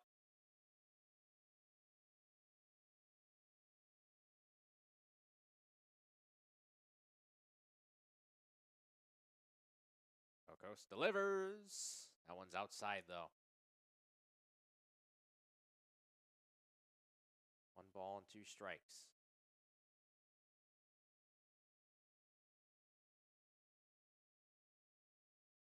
Entering this one, Costa Cocos only had 8 strikeouts. He's now brought his number up to 10, so he's in the double digits. Malott, great swing. Kreckling drops it. Unfortunate as Cervantes is safe. Unfortunate mistake there for Cody Kreckling. For those ones, you got to make sure you make the catch before you actually try to tag the batter out. And even then, it was 2 outs anyway. Could have just made the catch and it would have ended things. Wild sequence there as Malott gets on base.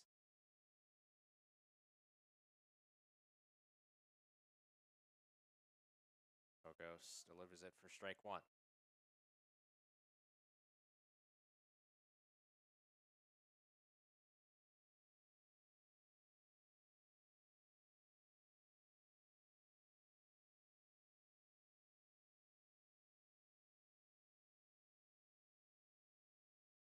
One's outside. 1 ball and 1 strike.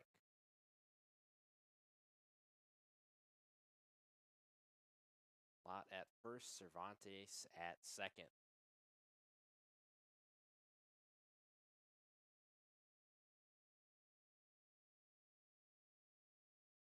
Swing, but a foul by Adon Yevas.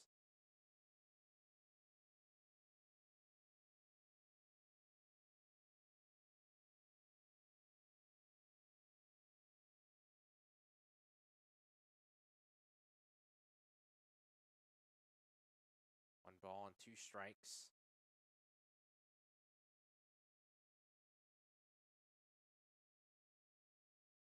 Swing and a miss. And that ends the top of the 6th as it leaves 2 runners on base for Elmhurst. That being Malat and Cervantes, and gets Carthage out of what would have been purgatory in that top of the 6th if things would have got wrong for them. Carthage still leading, but only by 4.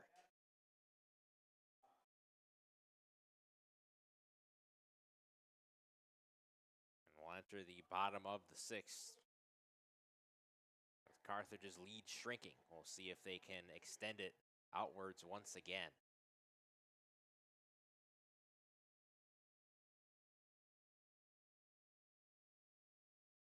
Logan Leach still in at pitcher for Elmhurst. He struck out 2 of the 3 batters that he faced off in his first half inning of pitching. On the due up for the Firebirds, P.J. Moser, Xander Tubbs, and Matt Felber will look to lead the charge in the bottom of the 6th.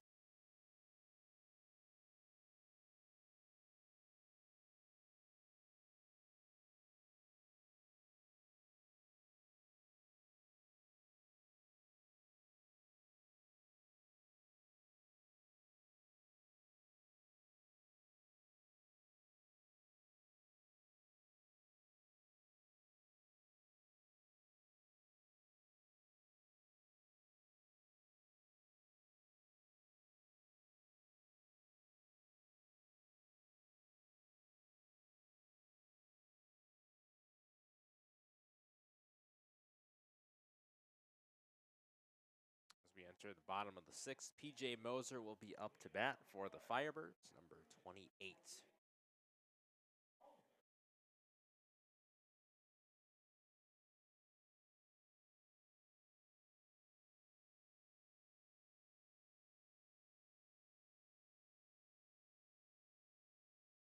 On the day for Moser, 1 hit, 1 run, 1 RBI.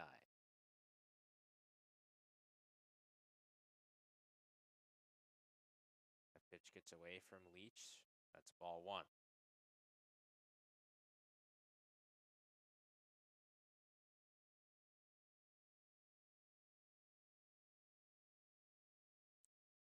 Leach lays it in for strike 1.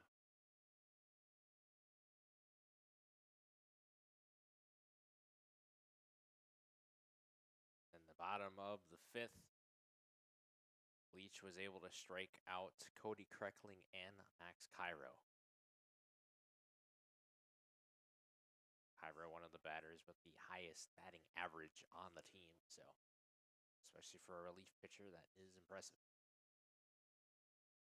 This first series of pitches, that one gets away from him, but it's still through for strike 2. 2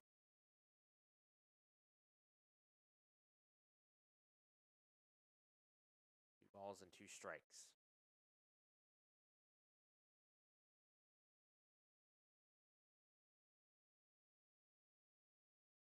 Moser forcing a full count.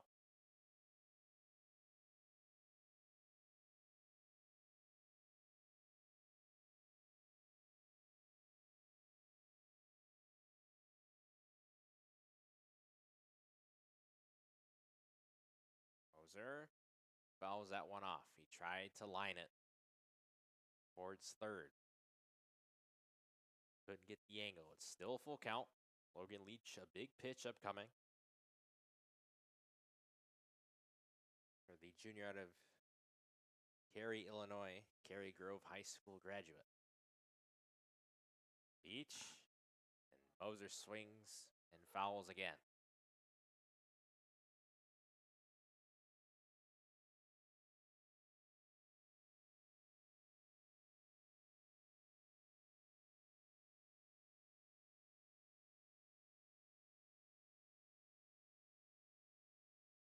The suspense builds for the full count between Logan Leach and PJ Moser.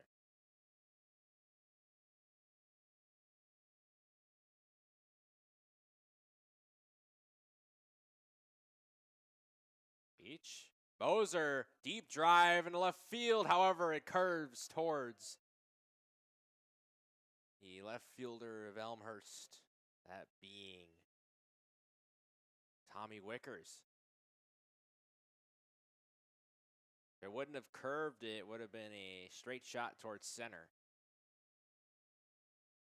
However, with the curve that Moser put on that, Tommy Wickers was able to read it perfectly.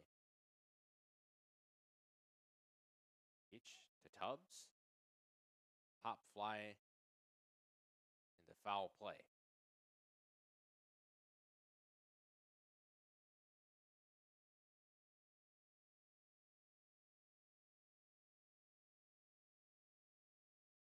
Xander Tubbs on the day. 1 hit, 2 runs, 1 RBI, and 1 walk. Also was hit by a pitch once in this game.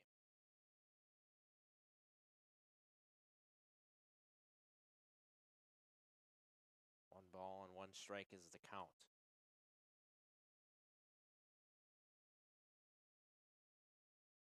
Tubbs.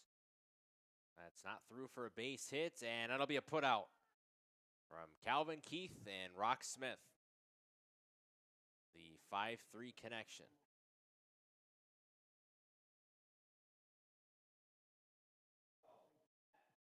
Brings on Matt Felber, and Carthage has gone a bit stale on the offensive side.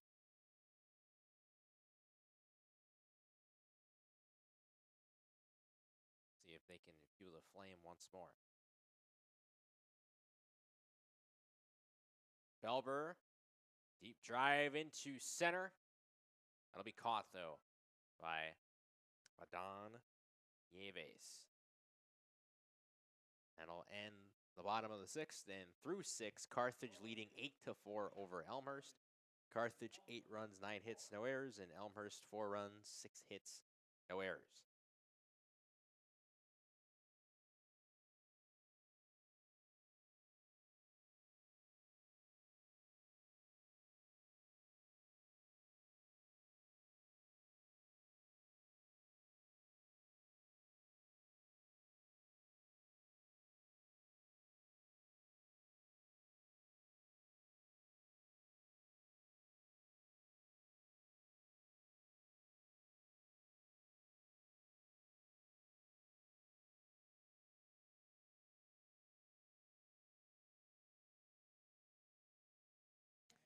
And the next game for the Elmhurst Blue Jays will be against North Park on Friday, April 18th at 1 p.m.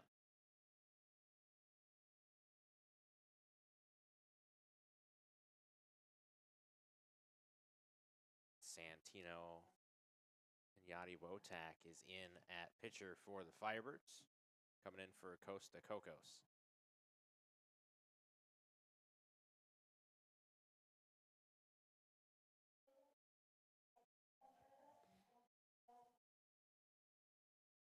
And if Carthage is able to hold on and defeat Elmhurst today, they will already match their CCIW win total from 2024, 9. They're 8-2 right now. With the 9th win, they would match it. And in 2024, they went 9-11 in conference. They finished 6th behind Augustana, North Central, Illinois Wesleyan, Milliken, and North Park.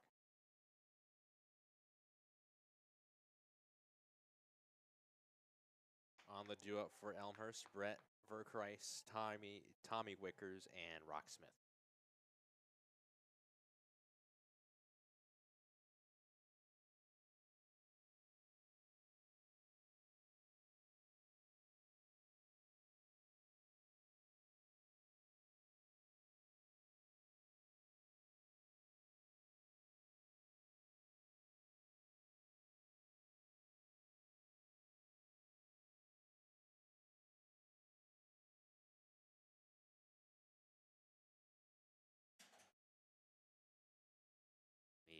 top of the 6th. Elmhurst was able to get one run. That was from Evan Johnson.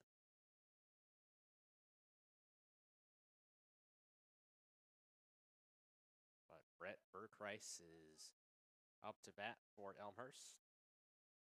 Freshman from Lombard, Illinois.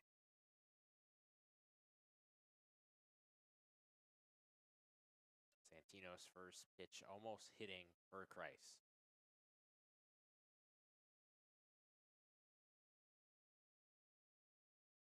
One ball, no strikes.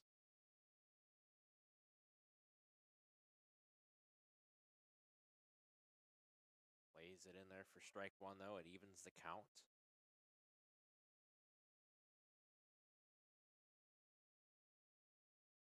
And Costa Cocos is 1 inning pitched. He threw 21 pitches, allowing 3 hits, 1 run. That one earned, walking none, and striking out 3. That's a pop fly, and no one will be able to get it as it doinks off the top of Carthage's dugout. It'll be 1 ball and 2 strikes between Santino, Pignati, Watchtack, and Brett Burkrice.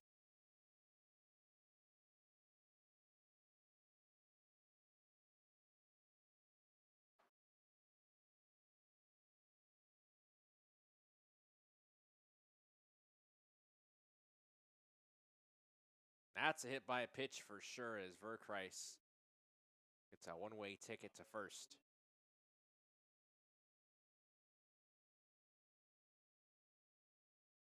Number 33, Tommy Wickers, comes up to bat for Elmhurst.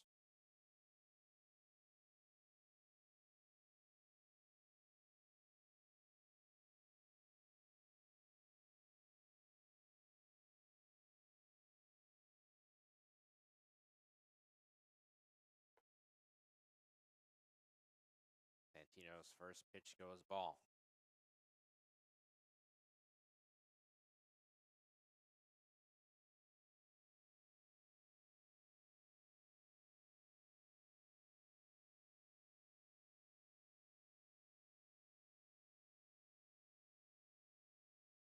Burkrice drawing the attention of Pignati Watchtack.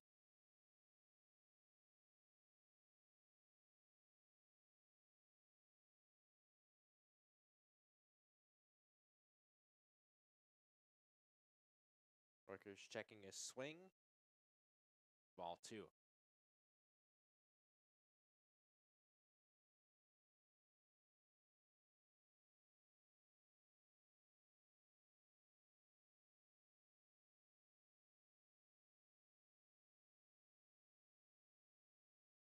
Pignati Watchtack close for a strike, but it's 3 balls and no strikes.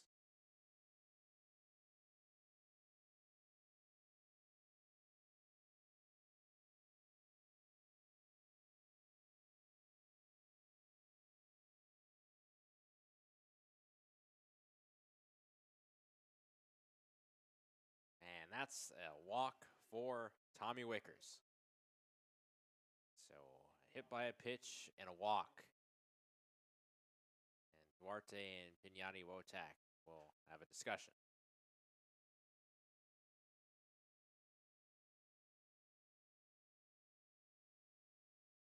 For what it's worth in the history between these two teams, as far as 2023 and 2024 go, is Carthage has not lost to Elmhurst since April 23rd, 2023, when both teams played here at Augie Schmidt Field.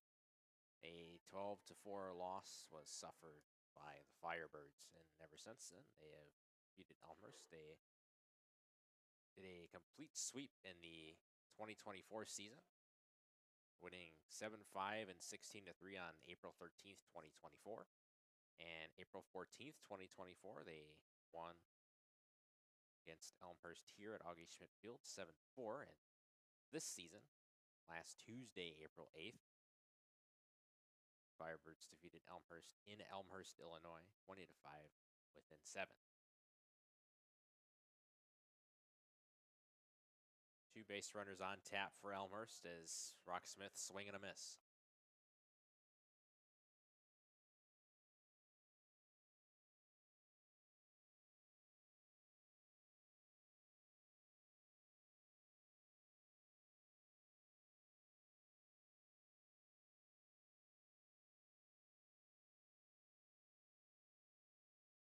Wotak swing and a miss on Rock Smith once again. Got Wickers at first and Verkreis at second.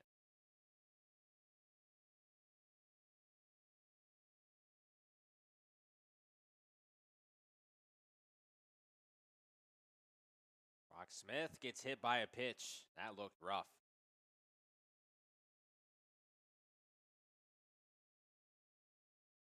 Bases are loaded based off a hit by a pitch on Verkreis and Wickers, now Rock Smith, both being walked. So not an ideal situation for the Firebirds now, as this could get dangerous. No outs forced as well. This is Elmhurst's opportunity to lose, to say the least. Carthage will go to talk things over, and there will be a new pitcher on the mound for the Firebirds as Santino Pignati Wotak will be relieved.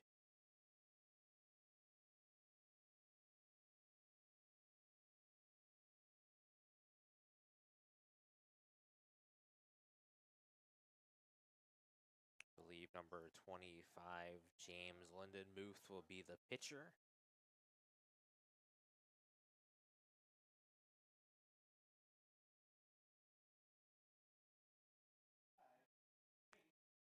As confirmed, James Lindenmuth will be the new pitcher in for the Firebirds.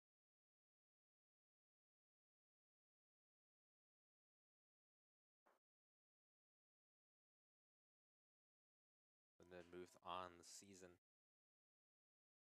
pitched 10 2/3 innings, and in those innings, allowed 14 hits, 11 runs, 10 of them earned. He's walked none, and he struck out 13. And for Lindenmuth, this is a huge spot as Elmhurst has bases loaded. They didn't even have to get a hit to do it.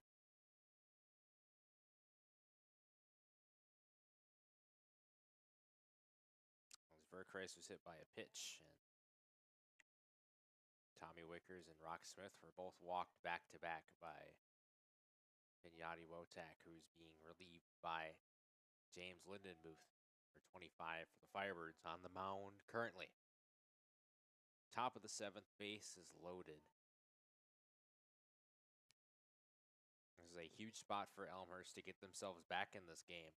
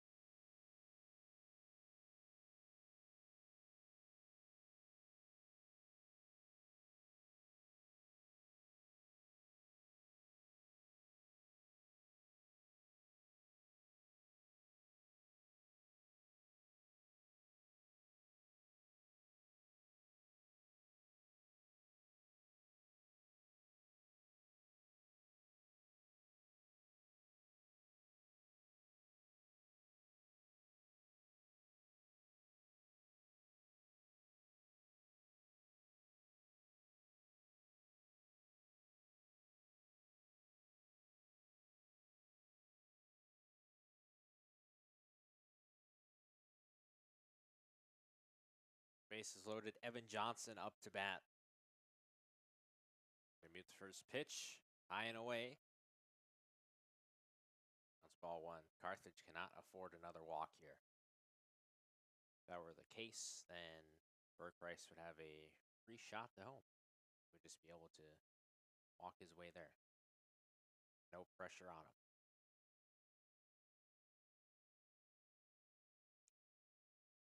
Lindenmuth's second pitch, high and away again. And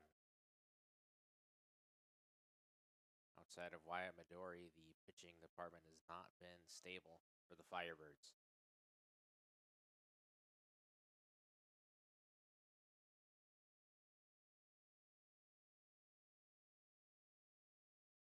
Lindenmuth, that's low and in, but it's ball three. And now for the Firebirds, they've put themselves in a big hole.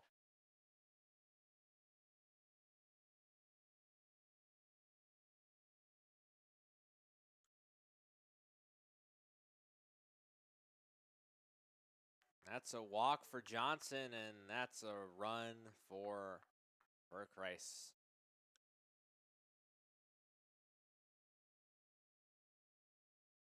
Still no hit registered for Elmhurst in this top of the 7th. And bases remain loaded. You got Wickers at 3rd, you've got Rock Smith at 2nd, and now you've got Evan Johnson at 1st.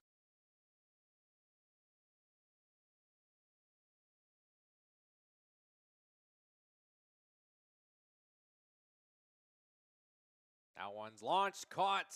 Felber with 1 out. That's a double play. Wickers getting a run in as well.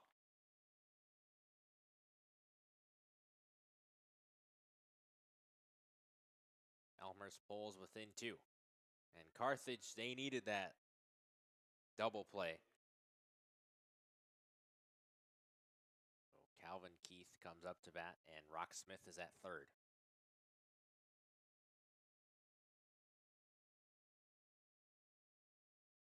As Javier Cervantes grounded out to the double play, and Evan Johnson was also out on the play.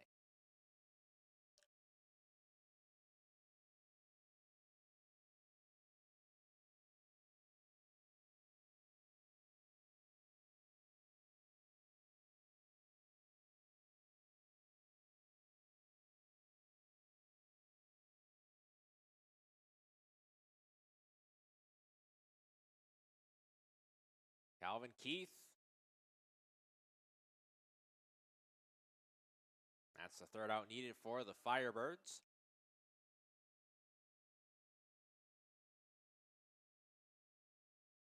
And the Firebirds prevent a run from Rock Smith as they lead only by 2 heading into the bottom of the 7th.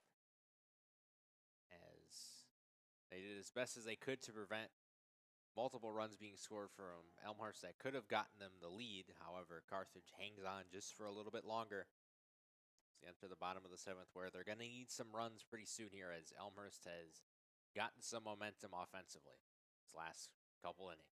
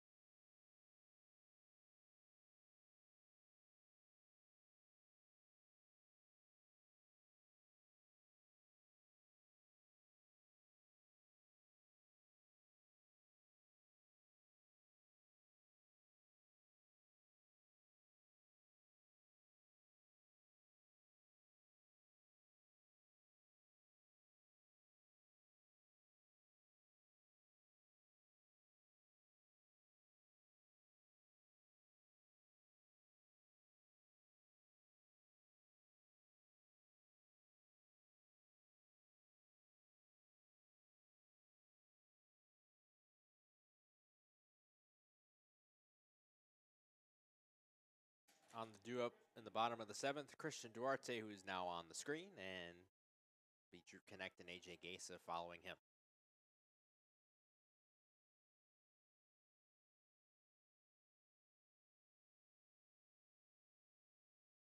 Christian Duarte has registered 2 hits and 1 walk. Launches that one deep left field. Is that one gone? It's gone for Christian Duarte, and finally the Firebirds have some type of home run on the board. I was waiting for something to happen, and it took until now, but that's okay, because we needed it. Christian Duarte, a solo homer to extend Carthage's lead to 3.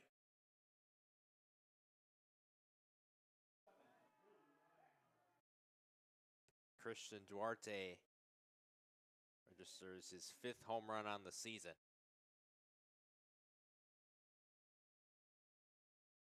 Brings on Drew Connect, graduate students out of Kenosha Bradford. Drew Connect. That one's not fair. If it was, though, it would have been another homer.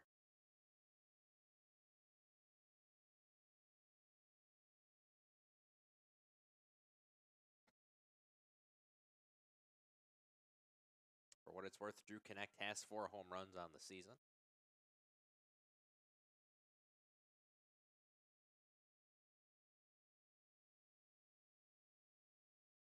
One ball, 1 strike.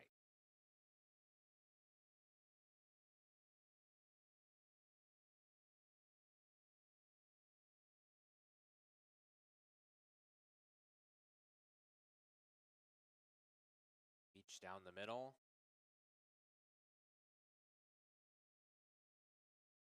2 balls and 1 strike. Logan Leach so far has allowed 1 hit, struck out 2 batters. Hasn't struck out a batter since he took over in the the bottom of the 5th. Connect launching one deep left field. That's going to be corralled in by Tommy Wiggers, though.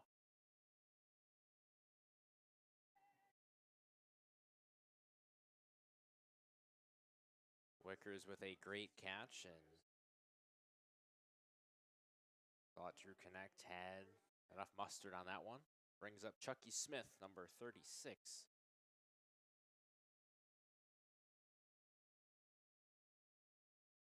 This is Chucky Smith's first at-bat of the day.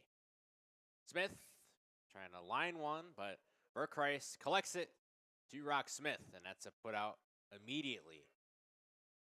Goes against Chucky Smith, a 6-3 put out.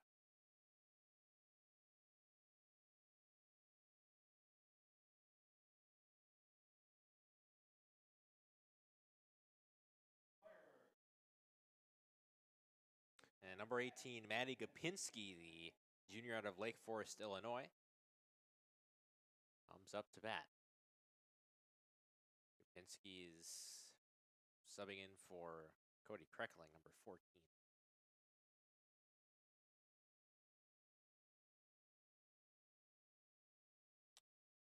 On the season for Matty Gopinski. Had 5 at-bats, 1 run and 3 hits, 2 RBI. Off those 5 at-bats, a very small sample size. 2 balls and no strikes is the count with 2 outs posted. Down the middle, Gopinski checking his swing. 3 balls and no strikes.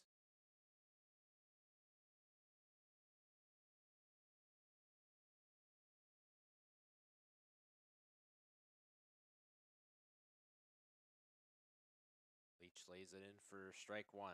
3 balls and 1 strike as the count.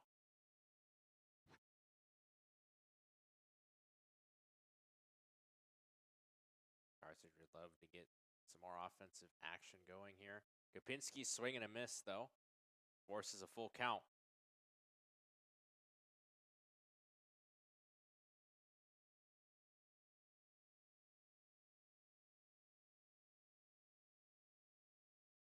Leach down the middle, swing and a miss again, and that'll put an end to the bottom of the 7th.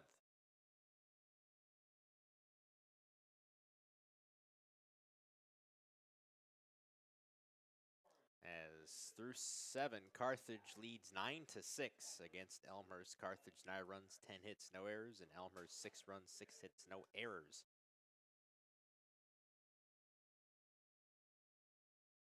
Carthage able to score due to Christian Duarte's home run in the bottom of the 7th.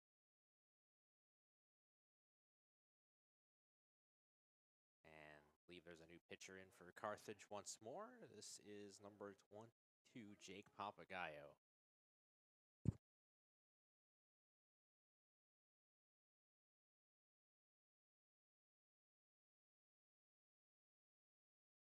Jake Papagayo on the season, 3.07 ERA through 29 1/3 innings pitched.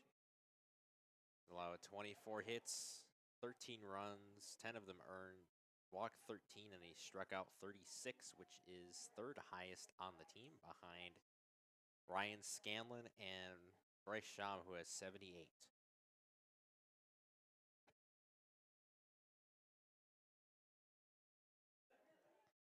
As he warms up, Elmhurst looks to try and take a lead here in the contest, as they did have a a 1-0 lead after the first innings, top half, but ever since then, Elmhurst has not been in the lead in this contest.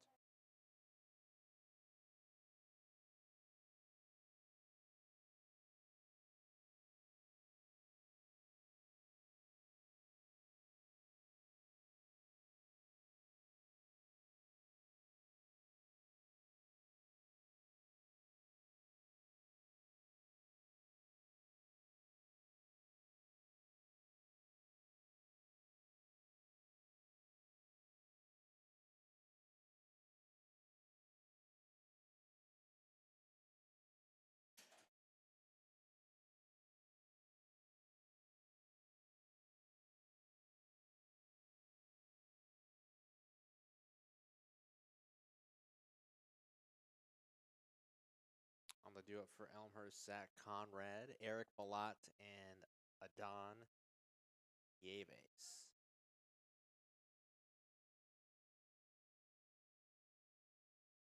Conrad, the freshman out of Sugar Grove, Illinois.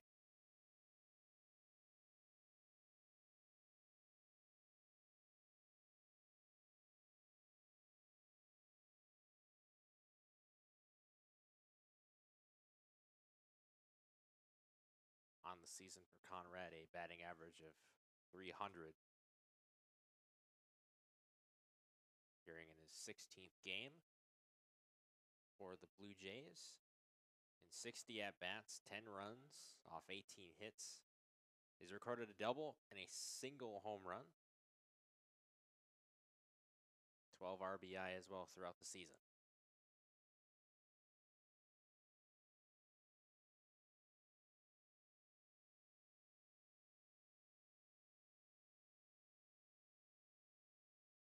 Count is now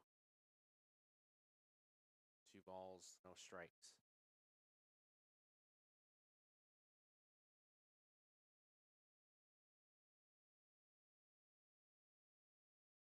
Swing from Conrad. Callahan there to pick it up, and Moser is there to retrieve the throw.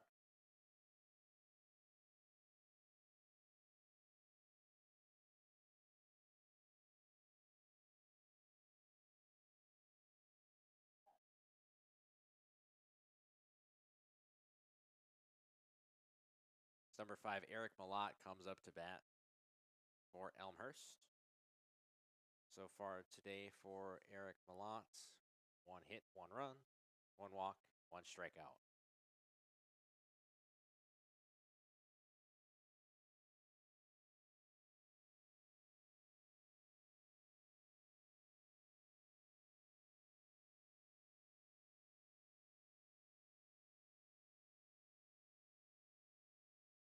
Papagayo losing that one.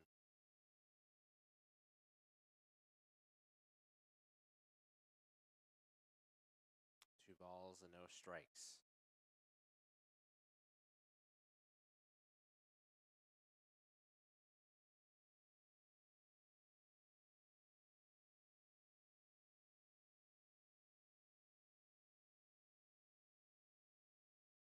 Down the middle, in for strike 1.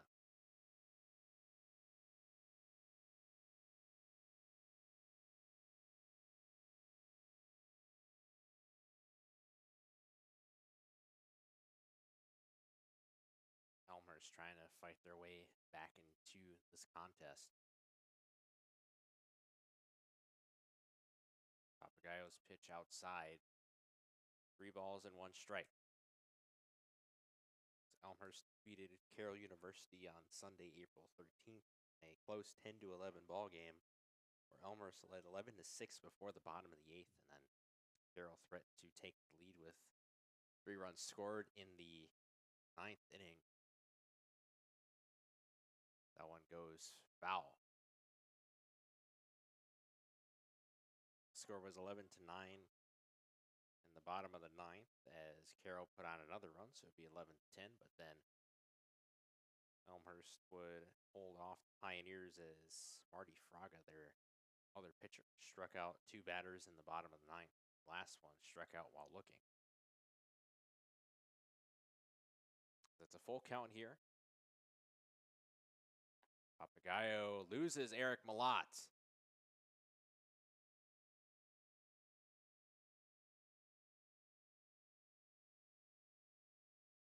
Don Nieves is up to bat once more for Elmhurst. So far today for numero uno, he's got 1 hit, 1 run, double, 2 strikeouts, including 1 while looking.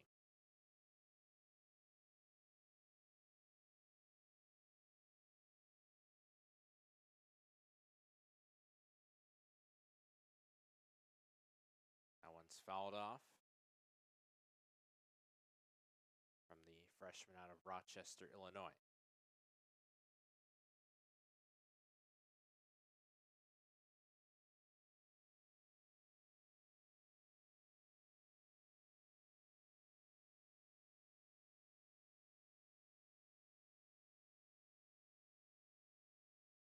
Eric Malat over at first, next to PJ Moser. Papagayo in for strike 2. So 0-2 count. Papagayo looking for his first strikeout of the day. Haven't seen a strikeout from a pitcher since Costa Cocos. Pignati, Wojtak, and Lindenmuth were not able to record a single strikeout. The innings they pitched. Davis follows that one off.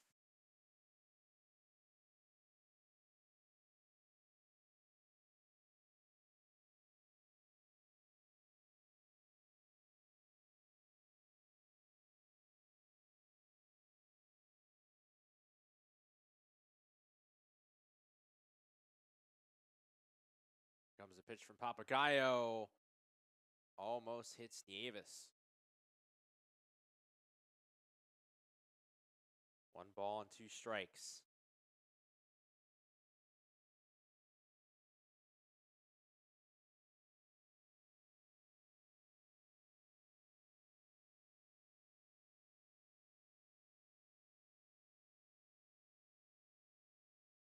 Papagayo.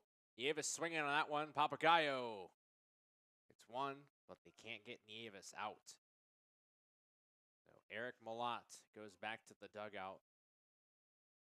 Nieves is on first. Brings on Brett Burkreis.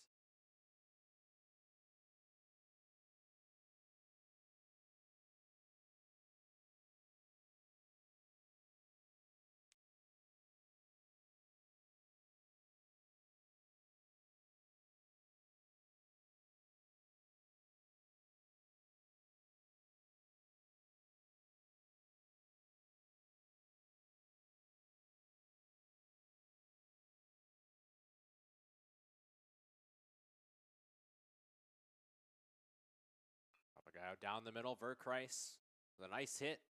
That's the out needed for the Firebirds to end the top of the 8th and hold on to their 3-run lead.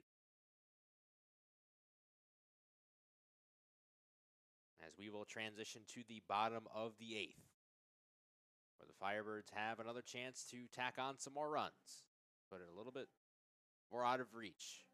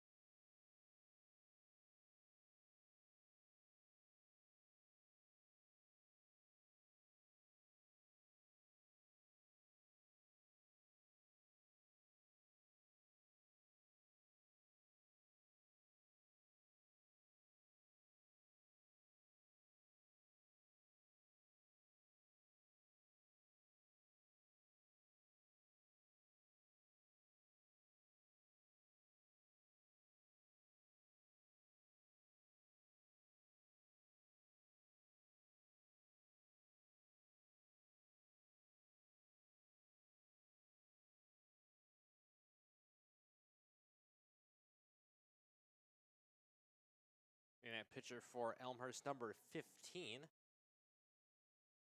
Jonathan Boyles.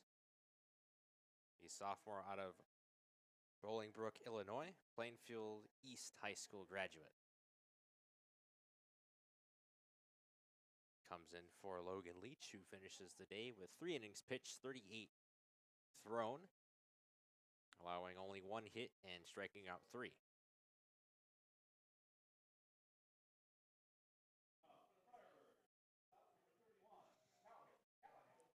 And Colin Callahan comes up to bat for the Firebirds. The bottom of the 8th, where they have a chance to put this one on ice.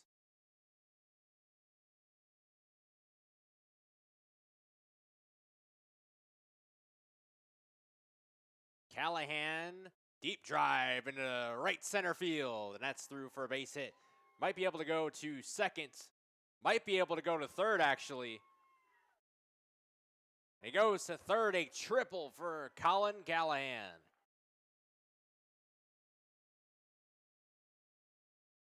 It's 1 triple short of P.J. Moser leading the team with 2.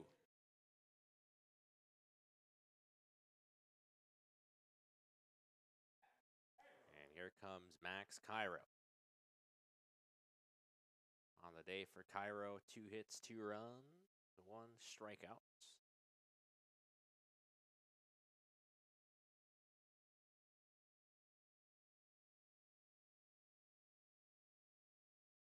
Max Cairo fouls off the first pitch from Boyles.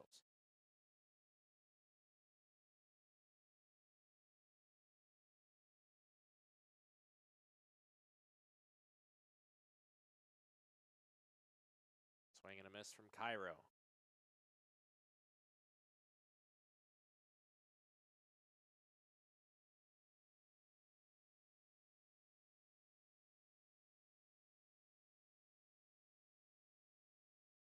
Cairo fouling off on that one. Count remains 0-2 for Jonathan Boyles and Max Cairo.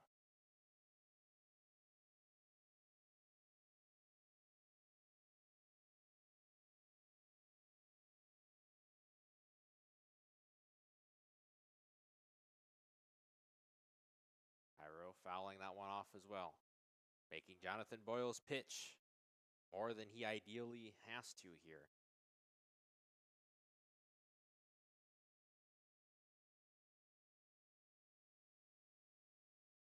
Boyles again, Cairo fouling.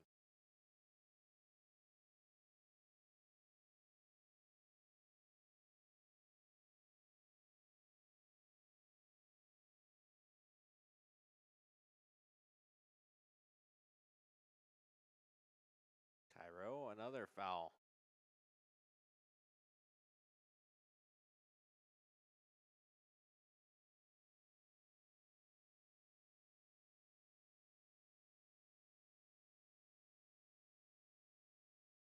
Boyles down the middle. Cairo swinging. That one's a deep drive in the left center.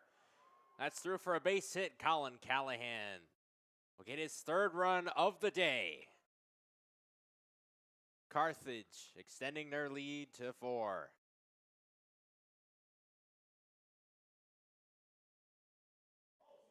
Max Cairo with an RBI double.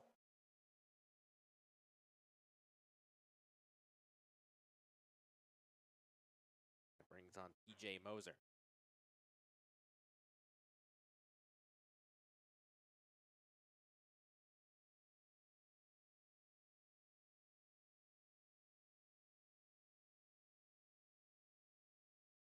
Moser, oh, we tried to line that one. He knows he almost had the angle.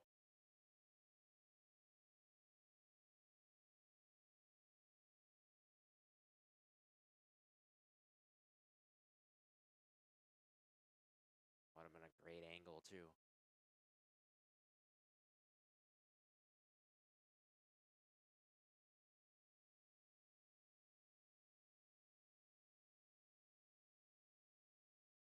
Jimmy Herget will be pinch running for Max Cairo. Keep that in mind. Herget, the freshman out of Kenna, Illinois.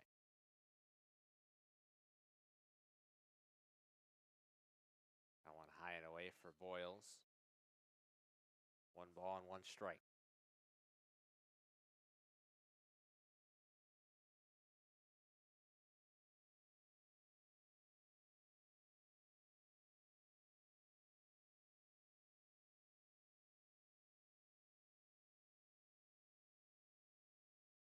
And Jimmy Herget is going to be tagged out.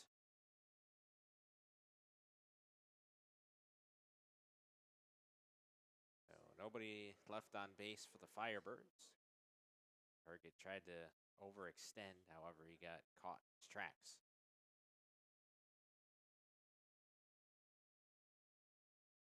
Poser, pop fly. That'll be retrieved by Calvin Keith.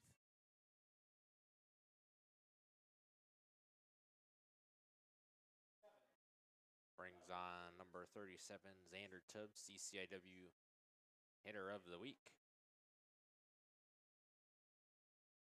10 of 29 runs, 9 RBI, and a couple of doubles in the 4-game stretch against Elmhurst last Tuesday and the weekend series against North Park. Those 3 games combined, he had those stats.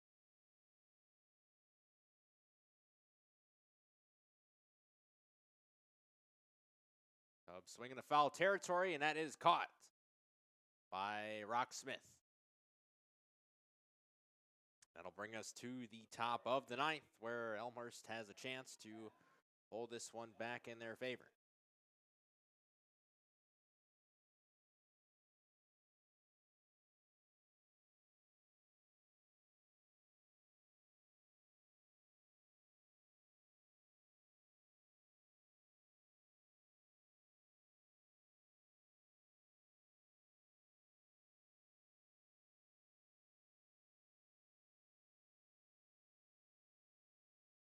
New pitcher for the Firebirds, Jake Hartman Jr., the closer for the Firebirds. Last time we saw Jake Hartman Jr. on the Carthage Athletics YouTube broadcast, it was against Carroll University in a tight 7-6 contest where the crowd was getting into it. It was a full count between Hartman Jr. and Jimmy Williams, and the crowd was able to hype up Hartman enough to deliver a game-winning strikeout against Jimmy Williams while he was looking. Jake Hartman Jr. will look to do the same against Elmhurst and close this game out for the Firebirds as they look to increase their winning percentage further. CCIW conference, especially since Illinois Wesleyan and North Central are facing off against each other as we speak for second place in CCIW.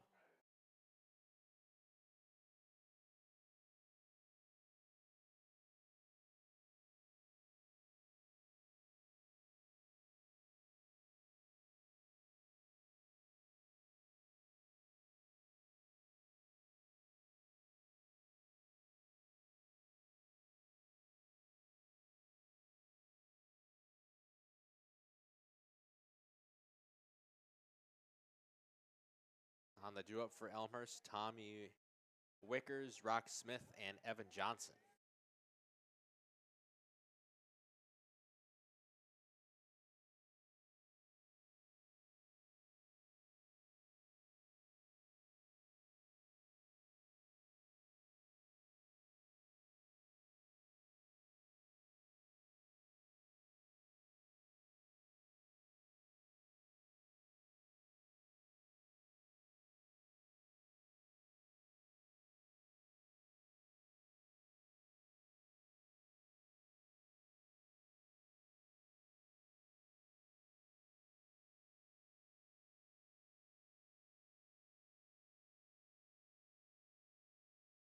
Tommy Wickers up to bat for Elmhurst.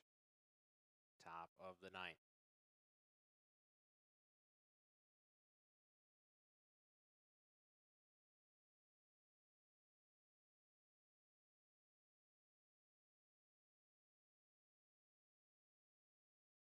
Hartman Jr.'s first pitch, laser, but a bit outside of the strike zone.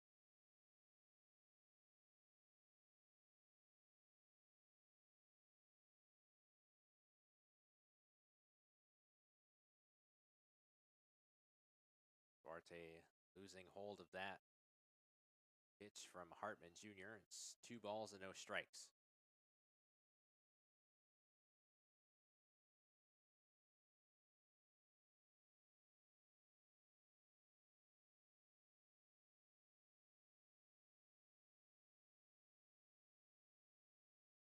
Hartman Jr. down the middle. That's in for strike 1.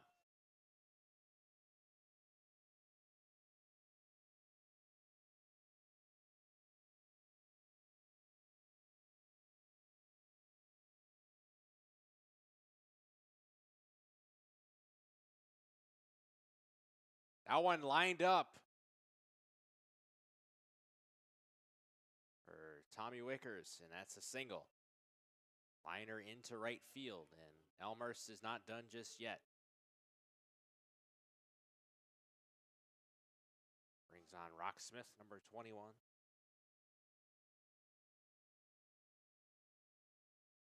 Junior out of Elmhurst, Illinois, so a local product. York High School graduate.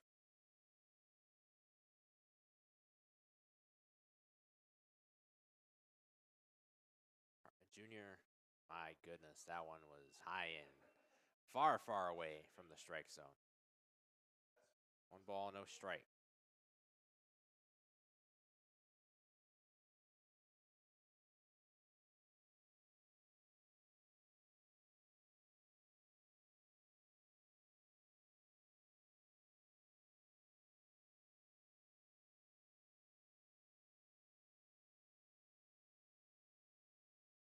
Junior low and away.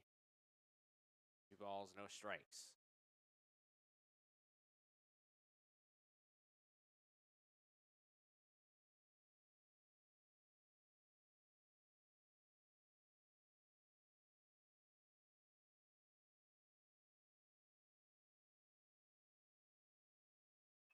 Rocksmith swinging on that one.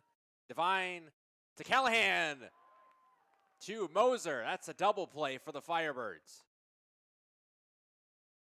Wow. And just like that, Carthage has favorable gain in this one.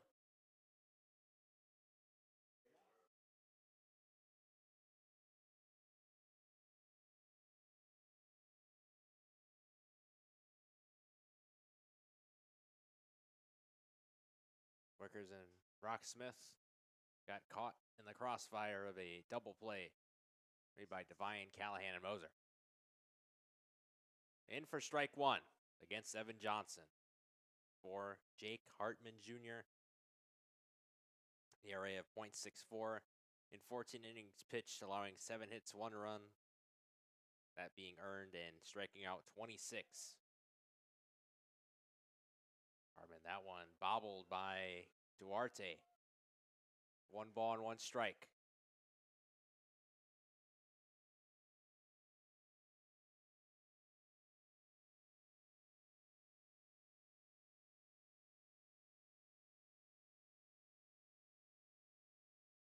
Hartman Jr. not aligned with the strike zone. 2 balls and 1 strike. As the Carthage dugout looks on.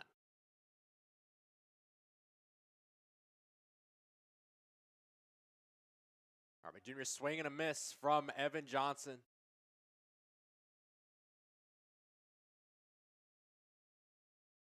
See if Hartman can close this one out for the Firebirds. Here comes the pitch from Hartman. Down the middle. And it's ball 3. Full count. Big moment here for Hartman Jr. He's been in this situation before.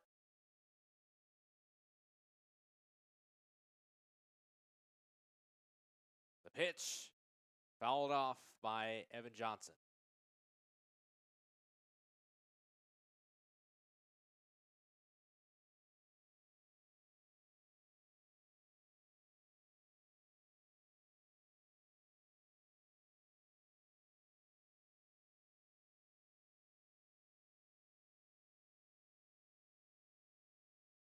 Full count pitch incoming from Hartman Jr. Here it is.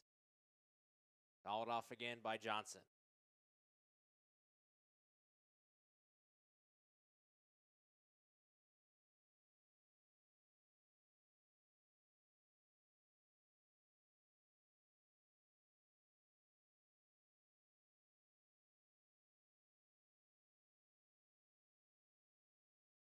Another full count pitch incoming from Jake Hartman Jr. And that's a walk for Evan Johnson. Hartman Jr. losing him. Javier Cervantes up to bat next.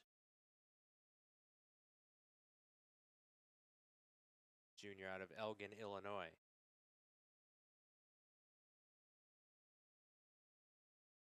For Cervantes, gone 1 of 4 for 1 RBI. He's been struck out once.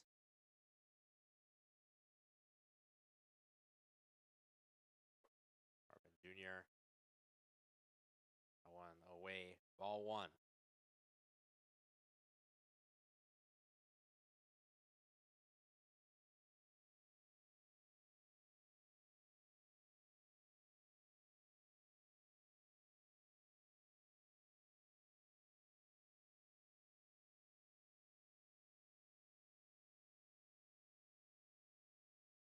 Two balls and no strikes between Hartman Jr. and Cervantes. Carthage just looking to end this one.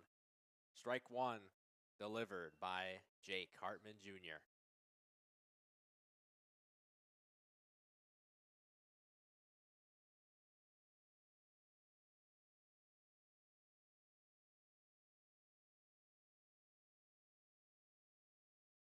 Down the middle, swing and a miss from Javier Cervantes.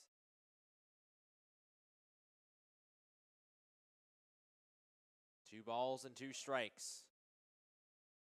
Another critical point for Jake Hartman Jr. in that closer spot. Hartman Jr. Here's the pitch. Down the middle. Swing, but foul. Hartman Jr. nearly had Cervantes. Lives to fight another day. 2 balls and 2 strikes.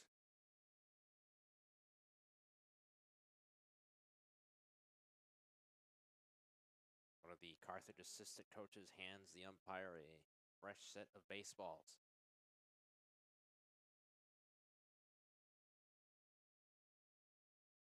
Two balls and 2 strikes. The pitch incoming from Jake Hartman Jr.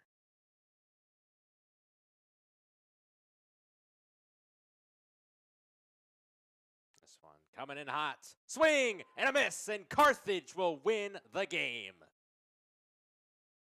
Carthage taking this one 10-6 over Elmhurst. They sweep the Blue Jays, and this is their 3rd straight CCIW opponent they have swept in the month of April, believe it or not. There's the final line for everybody. Carthage 10 runs, 12 hits, no errors, and Elmhurst 6 runs, 7 hits, no errors. As Carthage advances to 21-7 on the season and 9-2 CCIW record, which matches their win total from the 2024 CCIW baseball season. That was a nail biter for sure towards the end, as Carthage started out strong and kind of got cold, and Elmhurst was able to get momentum of their own, chip away some runs within the 5th, 6th, and 7th innings, and then Carthage coming back with a couple runs of their own and just holding on towards the very end. And what matters is they got the job done, and they're 9-2 in CCIW. And now they await their next competition, which will be next week. Or actually, no, it will be this Saturday, against Millikan University in a doubleheader in Decatur, Illinois. And the next broadcast for the Carthage baseball team will be Wednesday, April 23rd. So next week, 3 p.m. at Augie Schmidt Field. And next game for Elmhurst will be this Friday, April 18th, 1 p.m. against North Park. And once more, upcoming broadcast for us. Friday, April 18th, men's lacrosse versus Carroll at 7 p.m. Wednesday, April 23rd, 3 p.m. softball versus North Park, a doubleheader. 7 p.m. women's lacrosse versus Elmhurst. Then Saturday, April 26th, a baseball doubleheader versus Augustana starting at 12 p.m. 1 p.m. men's lacrosse versus Augustana, and 1 p.m. softball versus Milliken. That's also a doubleheader. And those are upcoming broadcasts for the Carthage Athletics YouTube streams. This has been Andrew Czysz Jr. from Augie Schmidt Field. Carthage winning 10-6 over Elmhurst, going 21-7 overall, 9-2 CCIW. Have a great rest of your evening and happy Easter break.